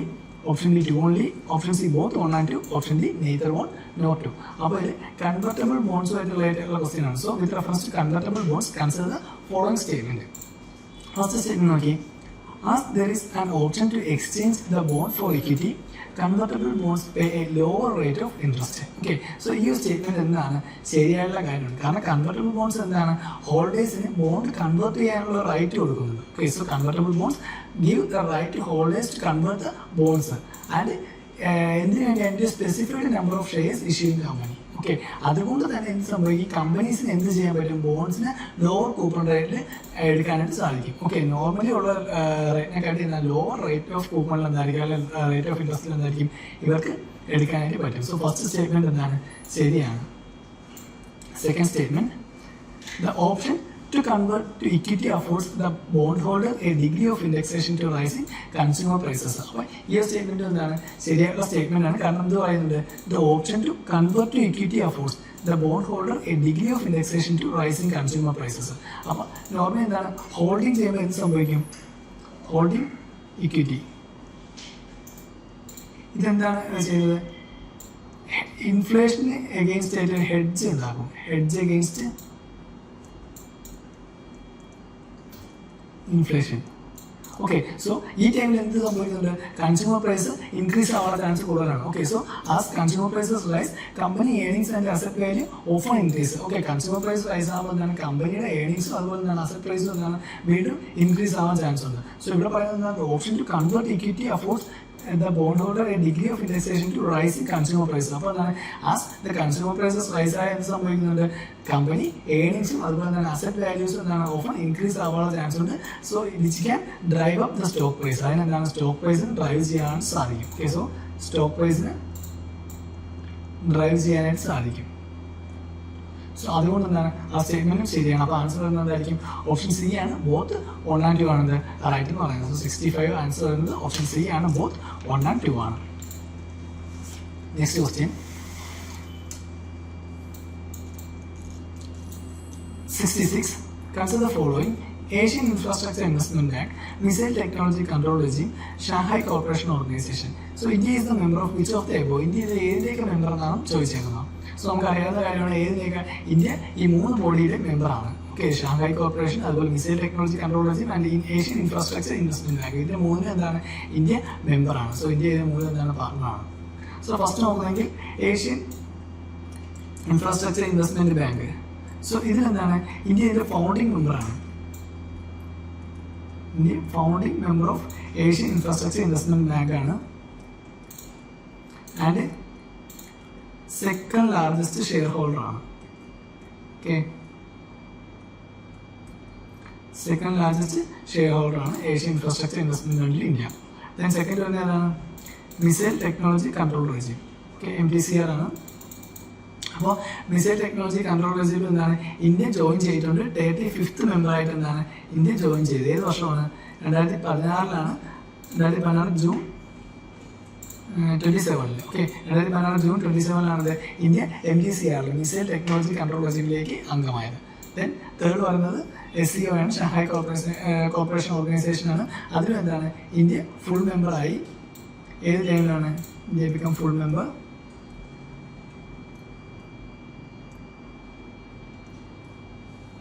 On June 9, 2017. Okay, 2017 June 9 എന്താണ് India ഇതിന് full മെമ്പറായി. So 66ാമത്തെ answer ഏതായിരിക്കും, option D ആണ്. ഈ 3 ഓർഗനൈസേഷനിൽ എന്താണ് India മെമ്പറാണ്. സോ ആൻസർ ഓപ്ഷൻ ഡി ആണ്. 1, 2 and 3 3 എന്താണ് റൈറ്റ് ആയിട്ട് ആൻസർ ആണ്. Next, Vietnam has been one of the fastest growing economies in the world in the recent years. Second statement, Vietnam is led by a multi-party political system. Third statement, Vietnam's economic growth is linked to its integration with the global supply chains and focuses on exports. Fourth statement, for a long time, Vietnam's low labor cost and stable exchange rates have attracted global manufacturers. And final statement, Vietnam has the most productive e-service sector in the Indo-Pacific region. So which of the statement given above are correct? ഏതൊക്കെ statement ആണ് ശരിയെന്നാണ് ചോദിച്ചത്. അപ്പോൾ നമുക്ക് നോക്കാം ഏതെങ്കിലും eliminate ചെയ്യാൻ പറ്റുമോ നോക്കാം. Vietnam has been one of the fastest growing economies in the world in the recent years. ശരിയാവാനുള്ള ചാൻസ് കൂടുതലാണ്. കാരണം വിയറ്റ്നാം എന്ന് പറയുന്ന നമുക്കറിയാം എന്താണ് ഫാസ്റ്റസ്റ്റ് ഗ്രോയിങ് ആയിട്ടുള്ള റീജിയൻ ആണ്. ഓക്കെ, സോ അതാണ് ഫസ്റ്റ് സ്റ്റേറ്റ്മെന്റ് എന്തായാലും ശരിയായിരിക്കാം. ഇതിന് വരുന്നത് എന്താണ് Vietnam is led by a multi party political system. Vietnam എന്താണ് multi party political system Vietnam led ചെയ്യുന്നതാണ് പറഞ്ഞിരുന്നത്. പക്ഷേ എന്താണ് നമുക്കറിയാം വിയറ്റ്നാമിൻ്റെ കാര്യം പറയുമ്പോൾ തന്നെ പ്രധാനമായിട്ടും ഇവിടെ വരുന്നത് എന്താണ് കമ്മ്യൂണിസ്റ്റ് പാർട്ടി ഓഫ് വിയറ്റ്നാമിനെ പറ്റിയാണ് നമ്മൾ പഠിച്ചിട്ടുള്ളത്. കാരണം എന്താണ് അത് ലഡ് ചെയ്യുന്ന ആരാണ് എപ്പോഴും കമ്മ്യൂണിസ്റ്റ് പാർട്ടി ഓഫ് മെയിനായിട്ട് എന്താണ് കമ്മ്യൂണിസ്റ്റ് പാർട്ടി ഓഫ് വിയറ്റ്നാം ആയിരുന്നു. സോ അതുകൊണ്ട് എന്താണ് സെക്കൻഡ് സ്റ്റേറ്റ്മെൻറ്റ് നമുക്ക് എന്താണ് എലിമിനേറ്റ് ചെയ്യാം. സോ 2 എലിമിനേറ്റ് ചെയ്യുമ്പോൾ ഓപ്ഷൻ എയും അതുപോലെ എന്താണ് ഓപ്ഷൻ ഡിയും നമുക്ക് എലിമിനേറ്റ് ചെയ്യാം. ദെൻ തേർഡ് പറയുന്നത് എന്താണ് Vietnam's economic growth is linked to its integration with global supply chains and focuses on export. Okay, കാരണം നമുക്ക് വിയറ്റ്നാം എന്താണ് കൂടുതൽ ഫോക്കസ് ചെയ്യുന്നത് എക്സ്പോർട്സിലോട്ടാണ്. സോ അത് എന്താണ് ശരിയായിട്ടുള്ള സ്റ്റേറ്റ്മെന്റ് ആണ്. സോ നമുക്ക് ഇനി 2 ഓപ്ഷൻ മാത്രമേ ഉള്ളായിരുന്നു. സോറി, 2 എലിമിനേറ്റ് ചെയ്യുമ്പോൾ ഓക്കെ 1 2 എലിമിനേറ്റ് ചെയ്തു. ദെൻ 1 എന്തായാലും നമുക്കുണ്ട്. സോ ബി നമുക്ക് എലിമിനേറ്റ് ചെയ്യാം. അപ്പോൾ നമുക്ക് എന്താണ് ഓൾറെഡി ഇവിടെ ആൻസർ കിട്ടിയിട്ടുണ്ട്. ഓപ്ഷൻ സി ആയിരിക്കും എന്ത് ആൻസർ വരുന്നത്. കാരണം 1 ഉണ്ട്, അതുപോലെ 2 ക്യാൻസലായി. സോ 2 ക്യാൻസലാക്കി നമ്മൾ എയും ബിയും ക്യാൻസൽ ചെയ്തു. ദെൻ 1 ഓപ്ഷൻ പറഞ്ഞപ്പോൾ എന്താണ് ബിയും ക്യാൻസൽ ചെയ്തു. സോ നമുക്ക് എന്താണ് ആൻസർ കിട്ടിയ ഓപ്ഷൻ സി ആയിരിക്കും. 1 3 ആൻഡ് 4 മാത്രമായിരിക്കും. അപ്പോൾ 5 എന്താണ് തെറ്റായിരിക്കും. കാരണം Vietnam has the most productive ഈ service sector in the Indo Pacific region എന്നാണ് പറയുന്നത്. ആ സ്റ്റേറ്റ്മെന്റ് എന്താണ് തെറ്റാണ്. കാരണം വിയറ്റ്നാമിനെക്കാട്ടി ഇൻഡോ പസഫിക് റീജിയൻ എടുക്കുമ്പോൾ എന്താണ് അവിടെയാണ് നമ്മൾ ഇന്ത്യ സഹിതം എന്താണ് ഈ ഒരു റീജിയനുള്ളത്. അപ്പം വിയറ്റ്നാമിനെക്കാട്ടി ഒരുപാട് മുകളിലാണ് ഇത് ഇന്ത്യ, അതുപോലെ സിംഗപ്പൂർ, സൗത്ത് കൊറിയ. അപ്പോൾ ഇവരെല്ലാം എന്താണ് വിയറ്റ്നാമിനെക്കാട്ടി കുറച്ചും കൂടെ മുകളിലായിട്ടുള്ള കൺട്രീസ് ആണ്. സോ അതുകൊണ്ട് എന്താണ് ആ സ്റ്റേറ്റ്മെന്റ് നമുക്ക് എലിമിനേറ്റ് ചെയ്യാം. Then fourth statement, for a long time Vietnam's low labor cost and stable exchange rates have attracted global manufacturers. അത് എന്താണ് ശരിയായിട്ടുള്ള സ്റ്റേറ്റ്മെന്റ് ആണ്. അപ്പോൾ ആൻസർ പറഞ്ഞാൽ ഏതൊക്കെയാണ് 1 3 ആൻഡ് 4 ആയിരിക്കും. 2ഉം 5ഉം തെറ്റാണ്. 2ഉം 5ഉം തെറ്റാനുള്ള കാര്യം നമ്മൾ പറഞ്ഞു Vietnam is led by a multi party political system എന്നാണ് പറയുന്നത്. പക്ഷേ എന്താണ് വിയറ്റ്നാം ഒരു സിംഗിൾ സോഷ്യലിസ്റ്റ് റിപ്പബ്ലിക് ആണ്, especially by the communist party of Vietnam. Communist party of Vietnam ആയിരിക്കും. ഓക്കെ, സോ ദെൻ ഫിഫ്ത്ത് നമ്മൾ പറഞ്ഞു Vietnam was the most productive ഈ service sector in the Indo Pacific region എന്ന് പറഞ്ഞാൽ. പക്ഷേ Indo Pacific റീജിയനിൽ എന്താണ് വിയറ്റ്നാമിനെക്കാട്ടി മുകളിലായിട്ട് ഇന്ത്യ, സിംഗപ്പൂർ, അതുപോലെ സൗത്ത് കൊറിയയൊക്കെ എന്താണ് ഈ സർവീസ് സെക്ടറിൽ മുന്നിലാണ്. സോ ആൻസർ വരുന്നത് ഓപ്ഷൻ സി ആയിരിക്കും. 1 3 ആൻഡ് 4 ആണ് അത് കറക്റ്റ് ആൻസർ എന്ന് പറയുന്നത്. Next one, in India which one of the following is responsible for maintaining price stability by controlling inflation? Okay, price stability control ചെയ്ത് പ്രൈസ് സ്റ്റെബിലിറ്റി മെയിൻറ്റെയിൻ ചെയ്ത് inflation control ചെയ്യുന്നത് ഏതാണ്? നമുക്കറിയാവുന്ന കാര്യമാണ്. ഓപ്ഷൻ്റെ ആവശ്യം പോലും ഇല്ല. ആരായിരിക്കും അത്? റിസർവ് ബാങ്ക് ഓഫ് ഇന്ത്യയാണ്. ഓക്കെ, ഡിപ്പാർട്ട്മെന്റ് ഓഫ് കൺസ്യൂമർ അഫയേഴ്സോ എക്സ്പെൻഡിച്ചർ മാനേജ്മെന്റ് കമ്മീഷനോ ഫിനാൻഷ്യൽ സ്റ്റെബിലിറ്റി ആൻഡ് ഡെവലപ്മെന്റ് കൗൺസിലോ എന്നല്ല, പകരം അത് ആരാണ്? RBI ആണ്. കാരണം RBI ആണ് എന്ത് ചെയ്യുന്നത്? Maintaining price stability and controlling inflation through which policy? Monetary policy. Okay, അതിനുവേണ്ടി എന്താണ് മോണിറ്ററി പോളിസി കമ്മിറ്റി ഉണ്ട്. മോണിറ്ററി പോളിസി കമ്മിറ്റി ഉണ്ട്. സോ അത് ആരാണ് ചെയ്യുന്നത്? Maintaining price stability by controlling inflation ആരാണ് ചെയ്യുന്നത്? RBI ആയിരിക്കും. ഓക്കെ, സോ അത് സിമ്പിൾ ക്വസ്റ്റ്യൻ ആയിരുന്നു. 69. With reference to non-fungible tokens, consider the following statements. First one, they enable the digital representation of physical assets. Second statement, they are unique cryptographic tokens that exist on blockchain. Third statement, they can be traded or exchanged at equivalency and therefore can be used as a medium of commercial transaction. അതിൽ ഏതൊക്കെ statement ആണ് ശരിയെന്നാണ് ചോദിച്ചിരിക്കുന്നത്. First statement നോക്കി, അപ്പോൾ non fungible ടോക്കനെ പറ്റിയാണ് പറയുന്നത്. Non fungible tokens. So first statement പറയുന്നത് എന്താണ്? They enable the digital representation of physical assets. Okay, physical assetsന്റെ ഡിജിറ്റൽ റെപ്രസെന്റേഷൻ ചെയ്യുന്നു പറയുന്നു. ഇതെന്താണ് ശരിയായുള്ള സ്റ്റേറ്റ്മെന്റ് ആണ്. കാരണം they can represent the digital version of physical assets. Physical assets എന്ന് പറയുമ്പോൾ നമുക്കിപ്പോൾ ഫോർ എക്സാമ്പിൾ എന്തൊക്കെ പറയാം? റിയൽ എസ്റ്റേറ്റ്, അതുപോലെ ആർട്ട് വർക്ക്സ്. അപ്പോൾ ഇതൊക്കെ എന്താണ് ഫിസിക്കൽ അസറ്റ്സിൽ പറയുന്നത്. സോ ഇതിനെയൊക്കെ എന്ത് ചെയ്യുന്നുണ്ട്? ഡിജിറ്റൽ വെർഷനെ റെപ്രസെന്റ് ചെയ്യുന്നതാണ് പറഞ്ഞത്. സോ അതെന്താണ് ശരിയായിട്ടുള്ള സ്റ്റേറ്റ്മെന്റ് ആണ്. ഓക്കെ, സോ അതുകൊണ്ട് എന്താണ് അതിന്റെ ട്രേഡും ഓണർഷിപ്പും ഒക്കെ എന്താണ് വെരിഫിക്കേഷൻ ചെയ്യാൻ പറയും. ത്രൂ ഏത് വഴിയാണ്? ബ്ലോക്ക് ചെയിൻ ടെക്നോളജി വഴിയാണ്. ബ്ലോക്ക് ചെയിൻ ആണ്. സോ ഇതിന്റെ ഉപയോഗം എന്തായിരിക്കും? നമുക്ക് ഈ ഫ്രോഡ് കാര്യങ്ങളൊക്കെ എന്താണ് കൂടുതൽ റെഡ്യൂസ് ചെയ്യാനായിട്ട് സാധിക്കും. Okay, reducing probability of fraud, അതാണ് ഇതിന്റെ പ്രധാനപ്പെട്ട ഉപയോഗം എന്ന് പറഞ്ഞാൽ. ഫ്രോഡൊക്കെ നമുക്ക് എന്താണ് റെഡ്യൂസ് ചെയ്യാൻ സാധിക്കും ഇതുവഴി. സോ ഫസ്റ്റ് സ്റ്റേറ്റ്മെന്റ് ശരിയാണ്. സെക്കൻഡ് സ്റ്റേറ്റ്മെന്റ് പറയുന്നത് എന്താണ്? They are unique cryptographic tokens that exist on a blockchain. So നമ്മളിവിടെ പറഞ്ഞു ബ്ലോക്ക് ചെയിൻ വഴി ചെയ്യുന്നത് പറഞ്ഞു. സോ അതെന്താണ് ശരിയാണ്, കാരണം NFTs എന്താണ് unique non interchangeable cryptographic tokens ആണ് and that exist on a blockchain. അതെന്താണ് ശരിയായിട്ടുള്ള സ്റ്റേറ്റ്മെന്റ്, ബ്ലോക്ക് ചെയിൻ എക്സിസ്റ്റ് ചെയ്യുന്നു. തേർഡ് എന്ന് പറയുന്നത് they can be traded or exchanged at equivalency and therefore can be used as a medium of commercial transaction. ഇതിനെന്താണ് commercial ട്രാൻസാക്ഷൻ്റെ media ആയിട്ട് use ചെയ്യാനാണ് പറയുക.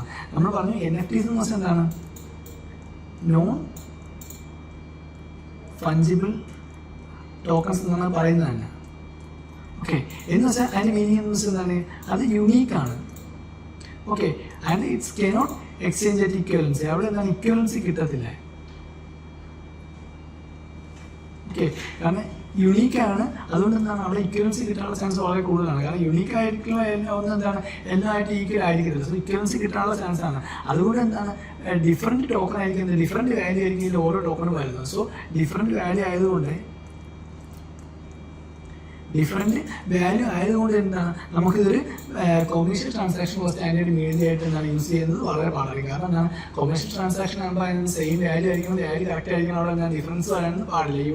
യുണീക്കായ എന്താണ് അവിടെ ഡിഫറൻസ് ഉണ്ടാകും. സോ ഇവിടെ എന്താണ് നോൺ ഫഞ്ചിബിൾ ടോക്കൺസ് എന്ന് പറഞ്ഞാൽ യുണീക്കാണ്, അതുകൊണ്ട് എന്താണ് അവിടെ ഇക്വലൻസി ഉണ്ടാകത്തില്ല. ഇക്വലൻസി ഉണ്ടായാലും എന്താണ് നമുക്ക് ട്രാൻസാക്ഷൻ യൂസ് ചെയ്താൽ വളരെ ബുദ്ധിമുട്ടായിരിക്കും. സോ അതുകൊണ്ട് എന്താണ് തേർഡ് സ്റ്റേറ്റ്മെന്റ് അപ്പോൾ റോങ് ആയിരിക്കും. അപ്പോൾ ആൻസർ വരുന്നതായിരിക്കും ഓപ്ഷൻ എ ആണ്, 1 and 2 only ആയിരിക്കും. അപ്പോൾ നോൺ ഫഞ്ചിബിൾ ടോക്കൺസ് എന്താണ് ചെയ്യാം, they enable digital representation of physical assets like real estate and artworks. Then second statement പറയുന്നത് they're unique cryptographic tokens that exist on blockchain. Okay, then third statement എന്താണ്, അത് നമുക്ക് commercial ട്രാൻസാക്ഷൻ്റെ മീഡിയമായിട്ട് use ചെയ്യാൻ സാധിക്കത്തില്ലെന്ന് പറയുന്നത്. Okay, so answer വരുന്ന option A ആണ്, 1 and 2 only ആയിരിക്കും.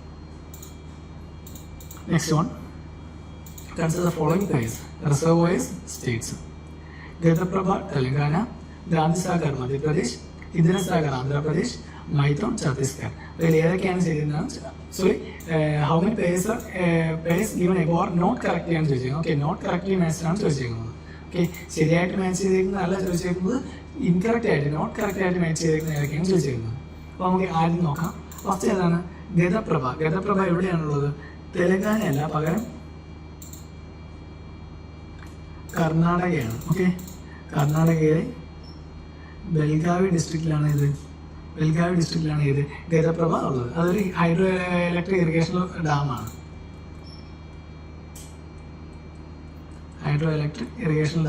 എന്ന് പറയുന്നത് ഗതപ്രഭ എന്ന് പറയുന്നത്. So it's not in Telangana, it's in Karnataka. Second statement Gandhisagar എന്ന് പറയുന്നത്, ഗാന്ധിസാഗർ എവിടുത്തെയാണ്, മധ്യപ്രദേശിൽ തന്നെയാണ്, റൈറ്റ് ആണ്. കാരണം one of the 4 major dams ആണ് ചമ്പൽ റിവേഴ്സിലുള്ള. One of the 4 major dams built on where Chambal River.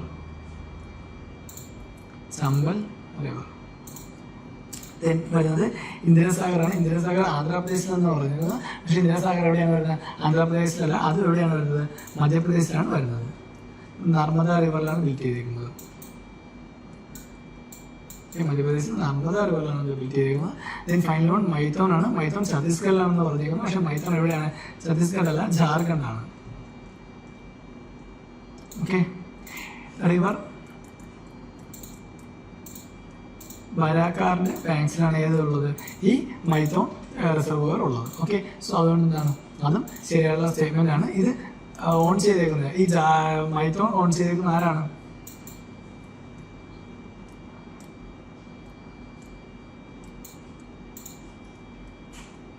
Damodar valley കോർപ്പറേഷനാണ്. സോ ദാമോദർ വാലി കോർപ്പറേഷനാണ് എന്ത് മൈത്തോൺ ഓൺ ചെയ്തേക്കുന്നത്. അപ്പോൾ ഏതൊക്കെയാണ് തെറ്റെന്ന് പറയുന്നത്, ഫസ്റ്റ് വൺ ഗതപ്രഭ തെലങ്കാനയിൽ നിന്ന് കൊടുത്തിട്ടുണ്ട്, അത് തെലങ്കാനയല്ല, കർണാടകയാണ്. ദെൻ സെക്കൻഡ് ഗാന്ധിസാഗർ മധ്യപ്രദേശ് കൊടുത്തിട്ടുണ്ട്, അത് ശരിയായിട്ടുള്ളതാണ്. ദെൻ ഇന്ദിരാസാഗർ ആന്ധ്രാപ്രദേശ് കൊടുത്തിട്ടുള്ളത്, അത് തെറ്റാണ്, കാരണം അത് മധ്യപ്രദേശിലാണ്. ദെൻ ഫോർത്ത് മൈത്തോൺ ഛത്തീസ്ഗഡ് കൊടുത്തേക്കുന്നത്, അത് പക്ഷേ എവിടെയാണ്, ജാർഖണ്ഡാണ്. അപ്പോൾ ഏതൊക്കെയാണ് തെറ്റ്, 1, 2 and 3. Okay, 1, 3 and 4. ഓക്കെ, 1, 3, 4 ആണ് തെറ്റ് വരുന്നത്. സോ ആൻസർ വരുന്നത് ഓപ്ഷൻ 3 ആയിരിക്കും, ഓൺലി 3 പേഴ്സ്. കാരണം നമുക്കിവിടെ നോട്ട് കറക്റ്റ് ആണ് ചോദിച്ചത്. നോട്ട് കറക്റ്റ് ചോദിക്കുമ്പോൾ എന്തായിരിക്കും, 1, 3 and 4 ആ 3 തെറ്റായിട്ട് കൊടുത്തേക്കുന്നത്. ഓക്കെ, സെക്കൻഡ് വൺ ഗാന്ധിസാഗർ മധ്യപ്രദേശിലാണ്, അത് ശരിയാണ്. Okay, one of the 4 major reservoirs in the Chambal river ആണത്. Okay, next 71. In India, which of the following complies information on industrial disputes, closures, retrenchments and layoffs in factories employment or employing workers. അപ്പോൾ ഏത് ബോഡിയാണ്? In which of the following comprises information on industrial disputes, closures, retrenchments and layoffs in factories employing workers? First one, Central Statistics Office, Department of Promotion and Industry and Internal Trade, Labour Bureau, National Technical Manpower Information System. Okay, ഇവിടെ എന്താണ് പ്രശ്നങ്ങളും മറ്റോ പരിഹരിക്കാനുള്ള ഒരു ബോഡിയെ പറ്റിയാണ് പറയുന്നത്. Central statistics office എന്താണ് കൂടുതലും ഡേറ്റാസും കാര്യങ്ങളൊക്കെ പ്രൊവൈഡ് ചെയ്യുന്നതാണ് സെൻട്രൽ സ്റ്റാറ്റിസ്റ്റിക്സ് ഓഫീസ്. സോ അത് നമുക്ക് എന്താണ് എലിമിനേറ്റ് ചെയ്യാം. Then department of promotion and industry and internal trade, അത് എന്തുമായിട്ട് റിലേറ്റ് ആയിട്ടുള്ളതാണ്? പ്രൊമോഷൻ, അതുപോലെ ഇൻഡസ്ട്രി, ദെൻ ഇന്റേണൽ ട്രേഡ്, ഇതുമായിട്ട് റിലേറ്റ് ആയിട്ടുള്ളതാണ്. Then national technical manpower information system, അത് എന്താണ്? മാൻ പവർ ഇൻഫർമേഷൻ സിസ്റ്റം, അതുമായിട്ടൊക്കെ റിലേറ്റ് ആയിട്ടുള്ള കാര്യമാണ്. സോ അങ്ങനെ നോക്കാം നമുക്ക് പിന്നെ ഒരു ഓപ്ഷൻ മാത്രമേ ഉള്ളൂ. ഏതായിരിക്കും? ഓപ്ഷൻ സി, ലേബർ ബ്യൂറോ ആണത് ഇതിൽ കറക്റ്റ് ആയിട്ട് വരുന്നത്. ഓക്കെ, സോ ലേബർ ബ്യൂറോ എന്ന് പറയുന്നത് ministry of labour and employment ഒരു അറ്റാച്ച്ഡ് ഓഫീസാണ്. Okay, so it's attached office of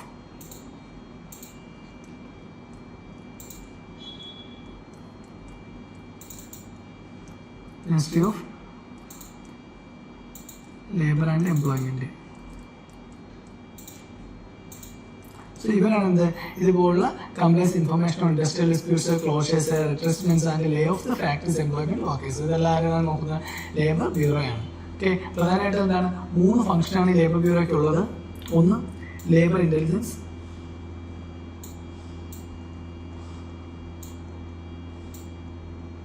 second one, labour research. Third one, monitoring and evaluation studies under the Minimum Wages Act. ഓക്കെ, 1948 minimum wages ആക്ടിൻ്റെ എന്താണ് ഇവാലുവേഷനും മോണിറ്ററിംഗും ഒക്കെ നടത്തുന്നു. ഇതെന്താണ് ഇവരുടെ പ്രധാനപ്പെട്ട ഒരു ഡ്യൂട്ടിയാണ്. സോ ആൻസർ ഏതായിരിക്കും? ഓപ്ഷൻ സി ആണ് 71ാമത്തെ question. Next 72. In India, what is the role of Coal Controllers Organization? CCOയുടെ റോൾ എന്താണെന്ന് ചോദിച്ചിരുന്നത്. First one, CCO is the major source of coal statistics in government of India. Second statement, it monitors progress of development of captive coal or lignite blocks. Third one, it hears any objection to the government's notification relating to acquisition of coal bearing areas. Fourth one, it ensures that coal mining companies deliver the coal to end users in the prescribed time. So coal controllers ഓർഗനൈസേഷൻ്റെ duties അതൊക്കെയാണ് ചോദിച്ചേക്കുന്നത്. First statement നോക്കി, CCO is the major source of coal statistics in government of India. എന്താണ് ശരിയാവുള്ള chance വളരെ കൂടുതലാണ്. കാരണം CCO എന്താണ് ഇന്ത്യയുടെ major source of coal statistics in government of India ശരിയായിട്ടുള്ള സ്റ്റേറ്റ്മെന്റ് ആണ്. കാരണം അതിന്റെ ഹെഡ് ക്വാർട്ടേഴ്സ് എവിടെയാണ്? ഇത് മിനിസ്ട്രി ഓഫ് കോളിന്റെ സബോർഡിനേറ്റ് ആയിട്ട് പ്രവർത്തിക്കുകയാണ്. അതിന്റെ headquarters കൊൽക്കത്തയിലാണ്.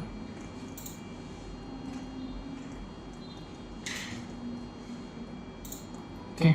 Then it monitors progress of development of captive coal or lignite block. അത് എന്താണ് ശരിയായിട്ടുള്ള സ്റ്റേറ്റ്മെന്റ് ആണ്. Okay, for the government of India. So it monitors progress of development of captive coal or lignite block for government of India. ശരിയായിട്ടുള്ള statement ആണ്. Third one, it hears any objection to the government's notification relating to acquisition of coal bearing areas. അത് എന്താണ് ശരിയാണ്. കാരണം under the coal bearing area acquisition and development act 1957 ഇതിനെപ്പറ്റി പറയുന്നുണ്ട്.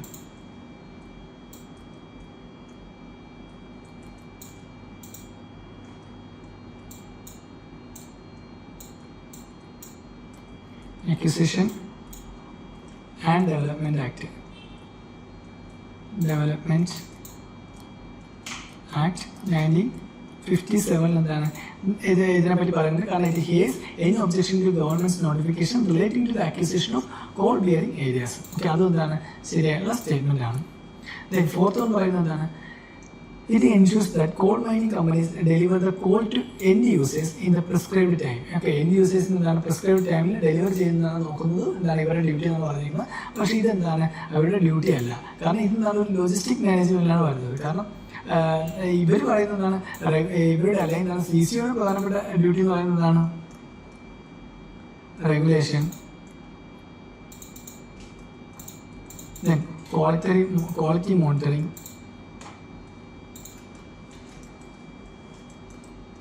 Statistics. So ഇതൊക്കെയാണ് പ്രധാനമായിട്ടും ഈ CCOയുടെ ഫംഗ്ഷൻസ് എന്ന് പറയുന്നത്. പക്ഷേ ഇവിടെ പറയുന്നത് എന്താണ്, എൻഡ് യൂസേഴ്സിലെ കോൾ പ്രിസ്ക്രൈബ് ടൈമിലൊക്കെ എത്തുന്ന ഒരു ലോജിസ്റ്റിക് ഇതാണ് പറയുന്നത്. ഓക്കെ, ലോജിസ്റ്റിക് മാനേജ്മെന്റിനെ പറ്റിയാണ് പറയുന്നത്. സോ അതെന്താണ് ഇവർ ചെയ്യുന്നില്ല. സോ അതുകൊണ്ട് എന്താണ് നാലാമത്തെ ഓപ്ഷൻ നമുക്ക് എലിമിനേറ്റ് ചെയ്യാം. സോ ആൻസർ ഏതായിരിക്കും? ഓപ്ഷൻ എ ആണ്. 1, 2 ആൻഡ് 3 ആണ്. ആദ്യത്തെ 3 ഓപ്ഷൻ മാത്രമാണ് ശരിയെന്ന് പറയുന്നത്. നാലാമത്തെ ഓപ്ഷൻ എന്താണ്, അവർ കോൾ മൈനിങ് കമ്പനീസ് കറക്റ്റ് ടൈമിൽ എന്താണ് എൻഡ് യൂസേഴ്സിൽ ഇത് കോൾ എത്തിക്കുന്നുണ്ടോ കാര്യം എന്താണ് ഇവർ നോക്കുന്നില്ല. കാരണം അതൊരു ലോജിസ്റ്റിക്കായുള്ള മാനേജ്മെന്റിൽ വരുന്നതാണ്. ഇവരുടെ പ്രധാനപ്പെട്ട ഡ്യൂട്ടി എന്താണ്, റെഗുലേഷൻ, ക്വാളിറ്റി മോണിറ്ററിംഗ്, സ്റ്റാറ്റിസ്റ്റിക്സ്, ഇതൊക്കെയാണ് അവരുടെ പ്രധാനപ്പെട്ട ഡ്യൂട്ടി എന്ന് പറയുന്നത്. സോ ആൻസർ വരുന്നതായിരിക്കും ഓപ്ഷൻ എ 1, 2 ആൻഡ് 3 ആണ്. Next question. If a particular area is brought under the 5th schedule of the Constitution of India, which one of the following statement best reflect the consequence of it? അപ്പോൾ 5th schedule നമുക്കറിയാം എന്തിനാണ്. 5th schedule പറഞ്ഞാൽ schedule ട്രൈബ്സിനെ പറ്റി related ആയിട്ടുള്ളതാണ്. അപ്പോൾ ഇതിൽ ഏതാണെന്ന് നോക്കാം. This would prevent the transfer of land of tribal people to non-tribal people. This would create a local self-government body in that area. വരുന്നില്ല. This would convert that area into a union territory. വരുന്നില്ല. Then the state has such areas would be declared a special category state. Okay, ഇതൊന്നും correct ആയിട്ട് വരുന്നത്. അപ്പോൾ answer വരുന്നതായിരിക്കും option A തന്നെയായിരിക്കും പറഞ്ഞത്. കാരണം 5th ഷെഡ്യൂൾ നമുക്കറിയാം അവിടെ എന്താണ് ഷെഡ്യൂൾഡ് ഏരിയസിനെ പറ്റിയാണ് പറയുന്നത്. അതായത് ട്രൈബൽ ഏരിയസിനെ പറ്റിയാണ് പറയുന്നുണ്ട്. പ്രധാനമായിട്ടും എന്താണ് അവിടുത്തെ പ്രൊഹിബിഷൻ, റെസ്ട്രിക്ഷൻ, അതുമായിട്ടുള്ള കാര്യങ്ങളൊക്കെയാണ് ഇതിൽ പറയുന്നത്. സോ അവിടുത്തെ ലാൻഡ് എന്ത് ചെയ്യാൻ പറ്റില്ല. This would prevent the transfer of land of tribal people to non tribal people. Non tribal പീപ്പിളിലേക്ക് എന്താണ് ലാൻഡ് ട്രാൻസ്ഫർ ചെയ്യാൻ സാധിക്കത്തില്ല. ഓക്കെ, അപ്പോൾ അതാണ് റൈറ്റ് ആയിട്ട് ആൻസർ വരുന്നത്. അപ്പോൾ 5th ഷെഡ്യൂളിൽ വരുന്ന ഏതൊക്കെ സ്റ്റേറ്റ്സ് ആണ് 5th ഷെഡ്യൂളിൽ വരുന്നത്? പ്രധാനമായിട്ടും Andhra Pradesh, Chhattisgarh, then Gujarat, Himachal Pradesh, Jharkhand, Madhya Pradesh, Maharashtra, Odisha, Rajasthan, finally Telangana. So ഇത് എത്രയാണത്? 10 സ്റ്റേറ്റ്സ് ആണ് ഇത് 5th ഷെഡ്യൂളിൽ വരുന്നത്. ഇനി ഇത് കൂടാതെ ഇതിനെ എക്സ്ക്ലൂഡ് ചെയ്ത കുറച്ച് സ്റ്റേറ്റ്സ് ഉണ്ട്. അത് ഏതൊക്കെയാണ്? പ്രധാനമായിട്ടും കുറച്ച് നോർത്ത് ഈസ്റ്റേൺ സ്റ്റേറ്റ്സ് നമ്മൾ എക്സ്ക്ലൂഡ് ചെയ്തിട്ടുണ്ട്. അത് ആസാം, മേഘാലയ, ത്രിപുര ആൻഡ് മിസോറാം. ഇതിനു വേണ്ടിയാണ് ഇത് 6th ഷെഡ്യൂൾ ഉള്ളത്. ഓക്കെ, 5th ഷെഡ്യൂൾ ഈ നമ്മളിപ്പോൾ പറഞ്ഞ 10 സ്റ്റേറ്റ്സിന് 6th ഷെഡ്യൂളാണ് ഇവിടെ ഏതൊക്കെ വരുന്നത്? ആസാം, മേഘാലയ, ത്രിപുര ആൻഡ് മിസോറാം. ഇവരെ എന്താണ് 5th ആഡ് ചെയ്തിട്ടില്ല, പകരം 6th ആഡ് ചെയ്തിട്ടുള്ളത്. സോ ആൻസർ വരുന്ന ഓപ്ഷൻ എ ആയിരിക്കും ആൻസർ വരുന്നത്. Next 74. Consider the following statements. The India Sanitation Coalition is a platform to promote sustainable sanitation and is funded by the Government of India and the World Health Organization. Second statement, the National Institute of Urban Affairs is an apex body of the Ministry of Housing and Urban Affairs of the Government of India and provides innovative solutions to address the challenges of urban areas. ഏതൊക്കെ സ്റ്റേറ്റ്മെന്റാണ് ശരിയെന്നാണ് ചോദിച്ചേക്കാം. First statement നോക്കി. The Indian Sanitation Coalition is a platform to promote sustainable sanitation and is funded by the Government of India and the World Health Organization. Okay, WHO Government of India ആണ് ഇതിൽ funding നൽകുന്നതെന്ന് പറയുന്നത്. പക്ഷെ എന്താണ് ഇത് തെറ്റാണ്. Okay, കാരണം ഇതെന്ന് പറഞ്ഞാൽ എന്താണ് ഒരു മൾട്ടി സ്റ്റേക്ക് ഹോൾഡർ പ്ലാറ്റ്ഫോമാണ്. Multi stakeholder platform. So it is funded and supported by whom? Funded and supported by diverse group of partners ഉണ്ട് അവിടെ. Diverse group of partners ആണ്. ഓക്കെ, അതിൽ ആരൊക്കെ ഉണ്ടായിരിക്കും? പ്രൈവറ്റ് സെക്ടർ കാണാം, സിവിൽ സൊസൈറ്റി കാണാം, public sector കാണാം, and അതുപോലെ തന്നെ വേറെ ഫൗണ്ടേഷൻസ് ഒക്കെ കാണാം. സോ ഇവിടെ സോൾലി ഗവൺമെന്റ് ഓഫ് ഇന്ത്യയും വേൾഡ് ഹെൽത്ത് ഓർഗനൈസേഷനും ആണ് ഇതിന്റെ ഫണ്ടിങ് എന്ന് പറഞ്ഞാൽ എന്താണ് അത് റോങ് ആയിട്ടുള്ള ആൻസർ ആണ്. കാരണം അവിടെ വേറെ ആരൊക്കെ ഉണ്ട്? നമ്മൾ പറഞ്ഞ മൾട്ടി സ്റ്റേക്ക് ഹോൾഡർ പ്ലാറ്റ്ഫോമാണ്. അതുകൊണ്ട് തന്നെ ഫണ്ടിങ് ആൻഡ് സപ്പോർട്ടിങ് ബൈ എന്താണ് വേറെ പ്രൈവറ്റ് സെക്ടേഴ്സ് കാണാം, പബ്ലിക് സെക്ടേഴ്സ് കാണാം, അതുപോലെ തന്നെ മറ്റ് ബോഡീസ് എല്ലാം എന്താണ് ഇതിൽ ഫണ്ടിങ് ചെയ്യാനായിട്ടുണ്ട്. സോ എന്താണ് ഫസ്റ്റ് സ്റ്റേറ്റ്മെന്റ് റോങ് ആണ്. Second statement, National Institute of Urban Affairs is the apex body of Ministry of Housing and Urban Affairs in the Government of India and it provides innovative solutions to address the challenges of urban India. But National Institution of Urban Affairs is the apex body of Ministry of Housing and Urban Affairs എന്ന് പറയുന്നത് ഇവരാണ് എന്ത് ചെയ്യുന്നത് innovation and solution to address the challenges of urban India എന്ന് പറയുന്നത്. ആ ഒരു statement എന്താണ് തെറ്റാണ്. കാരണം എന്താണ് ഇത് supported by ministry of housing and urban affairs ഉണ്ട്, അതുപോലെ തന്നെ ഗവൺമെന്റ് ഓഫ് ഇന്ത്യ ഉണ്ട്. ഓക്കെ, ഇതിൻ്റെ കൂടെ തന്നെ എന്തൊക്കെയുണ്ട്? ഗവൺമെന്റ് ഓഫ് ഇന്ത്യ ഉണ്ട്, സ്റ്റേറ്റ് ഗവൺമെന്റ്സ് ഉണ്ട്, Then urban and regional development authorities ഉണ്ട്. കൂടാതെ എന്താണ് other agencies okay concern with urban issues. So അപ്പോൾ എന്താണ് ഇവരെല്ലാവരും ഉണ്ട്. അപ്പോൾ എന്താണ് not the apex body of ministry of urban and ministry of housing and urban affairs എന്ന് പറയുന്നത് തെറ്റായുള്ള സ്റ്റേറ്റ്മെന്റ് ആണ്. Okay so this is not apex body of ministry of housing and urban affairs ആണ്. കൂടാതെ എന്താണ് അവിടെ ഗവൺമെന്റ് ഓഫ് ഇന്ത്യ ഉണ്ട്, state governments ഉണ്ട്, urban and regional development authorities ഉണ്ട്, അതുകൂടാതെ മറ്റു കുറച്ച് ഏജൻസിയൊക്കെ ഉണ്ട്. ഇവരെല്ലാം അതിൽ വരുന്നതാണ്. സോ ആൻസർ വരുന്നതായിരിക്കും ഓപ്ഷൻ ഡി ആണ്, നെയ്തർ വൺ നോട്ട് ടു ആയിരിക്കും. രണ്ട് സ്റ്റേറ്റ്മെന്റ് എന്താണ് തെറ്റാണ്. സോ ഇന്നത്തെ ഫൈനൽ ക്വസ്റ്റ്യൻ ആണ് next 75. Which one of the following has been constituted under the Environment Protection Act 1986? 1986 Environment Protection Act വഴി സ്ഥാപിതമായത് ഏത് ബോഡി എന്നാണ് ചോദിച്ചിരുന്നത്? Central water commission, central ground water board, central ground water authority, national water developmental agency. അപ്പോൾ ഇത് ഏതാണ് environment protection act 1986 വഴി form ആയതാണ് ചോദിച്ചേക്കുന്നത്? ആൻസർ ഏതാണ്? സെൻട്രൽ ഗ്രൗണ്ട് വാട്ടർ അതോറിറ്റിയാണ്. ഓക്കെ സോ ഇത് section 3 clause 3 of environment protection act 1986 ഈ central ground water authority form ആയത്. Okay and it's regulate and control the development and management of ground water. Okay regulate and control the development and management of groundwater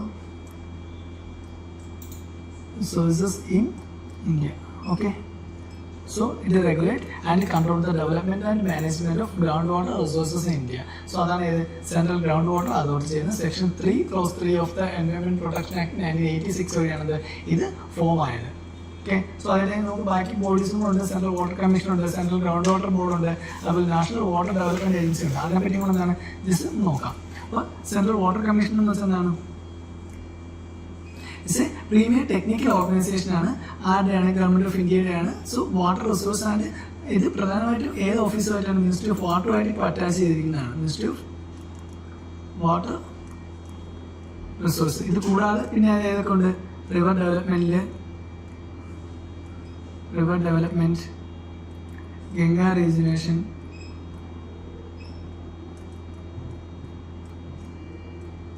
ഇതെല്ലാം എന്താണ്? ഇതുമായിട്ട് related ആയിട്ടുള്ള bodies ആണ്. Okay അതാണ് central water കമ്മീഷനെ പറ്റി പറയുന്നത്. Then central ground water board പറയുന്നത് ഇതെന്താണ്? Subordinate office of ministry of water resource ആണ് വരുന്നത്. ആൻഡ് ഇവർക്ക് എന്താണ് പ്രധാനപ്പെട്ട പർപ്പസ് എന്ന് വെച്ചാൽ സയന്റിഫിക് ഇൻപുട്സ് ചെയ്യുക. ഓക്കെ അതായത് ഗ്രൗണ്ട് വാട്ടറുമായിട്ടുള്ള സയന്റിഫിക് ഇൻപുട്സ് പ്രൊവൈഡ് ചെയ്യുക, അസസ്മെന്റ് ചെയ്യുക, മോണിറ്ററിംഗ് ചെയ്യുക, എക്സ്പ്ലോർ ഏതൊക്കെയാണ് ഇവരുടെ പ്രധാനപ്പെട്ട ഡ്യൂട്ടീസ് എന്ന് പറയുന്നത്. Then national water development agency എന്താണ്? അത് 1982 ഫോം ചെയ്തതാണ്. ഒരു ഓട്ടോണോമസ് സൊസൈറ്റിയാണ്. Autonomous society under the societies registration act വഴിയാണ് ഇത് ഫോം ചെയ്തത്. സൊസൈറ്റീസ് രജിസ്ട്രേഷൻ ആക്ട് 1860 വഴിയാണത്. 1860 സൊസൈറ്റി രജിസ്ട്രേഷൻ ആക്ട് വഴിയാണത് 1982 national water development agency form ചെയ്തത്. സോ ഇവിടെ നമുക്ക് വരുന്ന ആൻസർ ഏതാണ്? സെൻട്രൽ ഗ്രൗണ്ട് വാട്ടർ അതോറിറ്റിയാണ് ഏത് വഴി ഫോം ചെയ്തത്? എൻവയോൺമെന്റ് പ്രൊട്ടക്ഷൻ ആക്ട് 1986 വഴി ഫോം ചെയ്തത്. ഓക്കെ സോ അവരുടെ പ്രധാനപ്പെട്ട ഫംഗ്ഷൻ എന്താണ്? Regulate and control the development and management of ground water resources in India. So അതാണ് അവരുടെ പ്രധാനപ്പെട്ട ഫംഗ്ഷൻ എന്ന് പറയുന്നത്. ഓക്കെ സോ അതാണ് 75ാമത്തെ ക്വസ്റ്റ്യൻ. ആൻസർ ഓപ്ഷൻ സി ആയിരിക്കും. അപ്പോൾ ഇന്നത്തെ സെക്ഷൻസ് നമ്മൾ കംപ്ലീറ്റ് ചെയ്തിട്ടുണ്ട്. 75 ക്വസ്റ്റ്യൻസ് ആണ് നമ്മൾ 2022 ഡിസ്കസ് ചെയ്തിട്ടുള്ളത്. സോ നെക്സ്റ്റ് 25 ക്വസ്റ്റ്യൻസും കൂടെ ആകുമ്പോൾ 2022 ക്വസ്റ്റ്യൻസ് കഴിയും. അത് കഴിഞ്ഞ് നമ്മൾ 2023 സ്റ്റാർട്ട് ചെയ്യും. ഓക്കെ അപ്പോൾ ഇന്നത്തെ സെക്ഷനിൽ എന്തെങ്കിലും ഡൗട്ട്സ് ഉണ്ടെങ്കിൽ നിങ്ങൾക്ക് കമന്റ് സെക്ഷനിൽ ചോദിക്കാവുന്നതാണ്. Thank you. We offer well-equipped reading rooms for students. Reading room and premium reading room. Our facilities are comfortable and executive chairs, inbuilt lockers, Wi-Fi, newspapers, periodicals, and a fully air-conditioned, peaceful environment and CCTV secured. Additional facilities include clean drinking water, a separate lunch area, and a game zone, chess and carom, for relaxation. For admission, contact us on 90944854485 Trivandrum.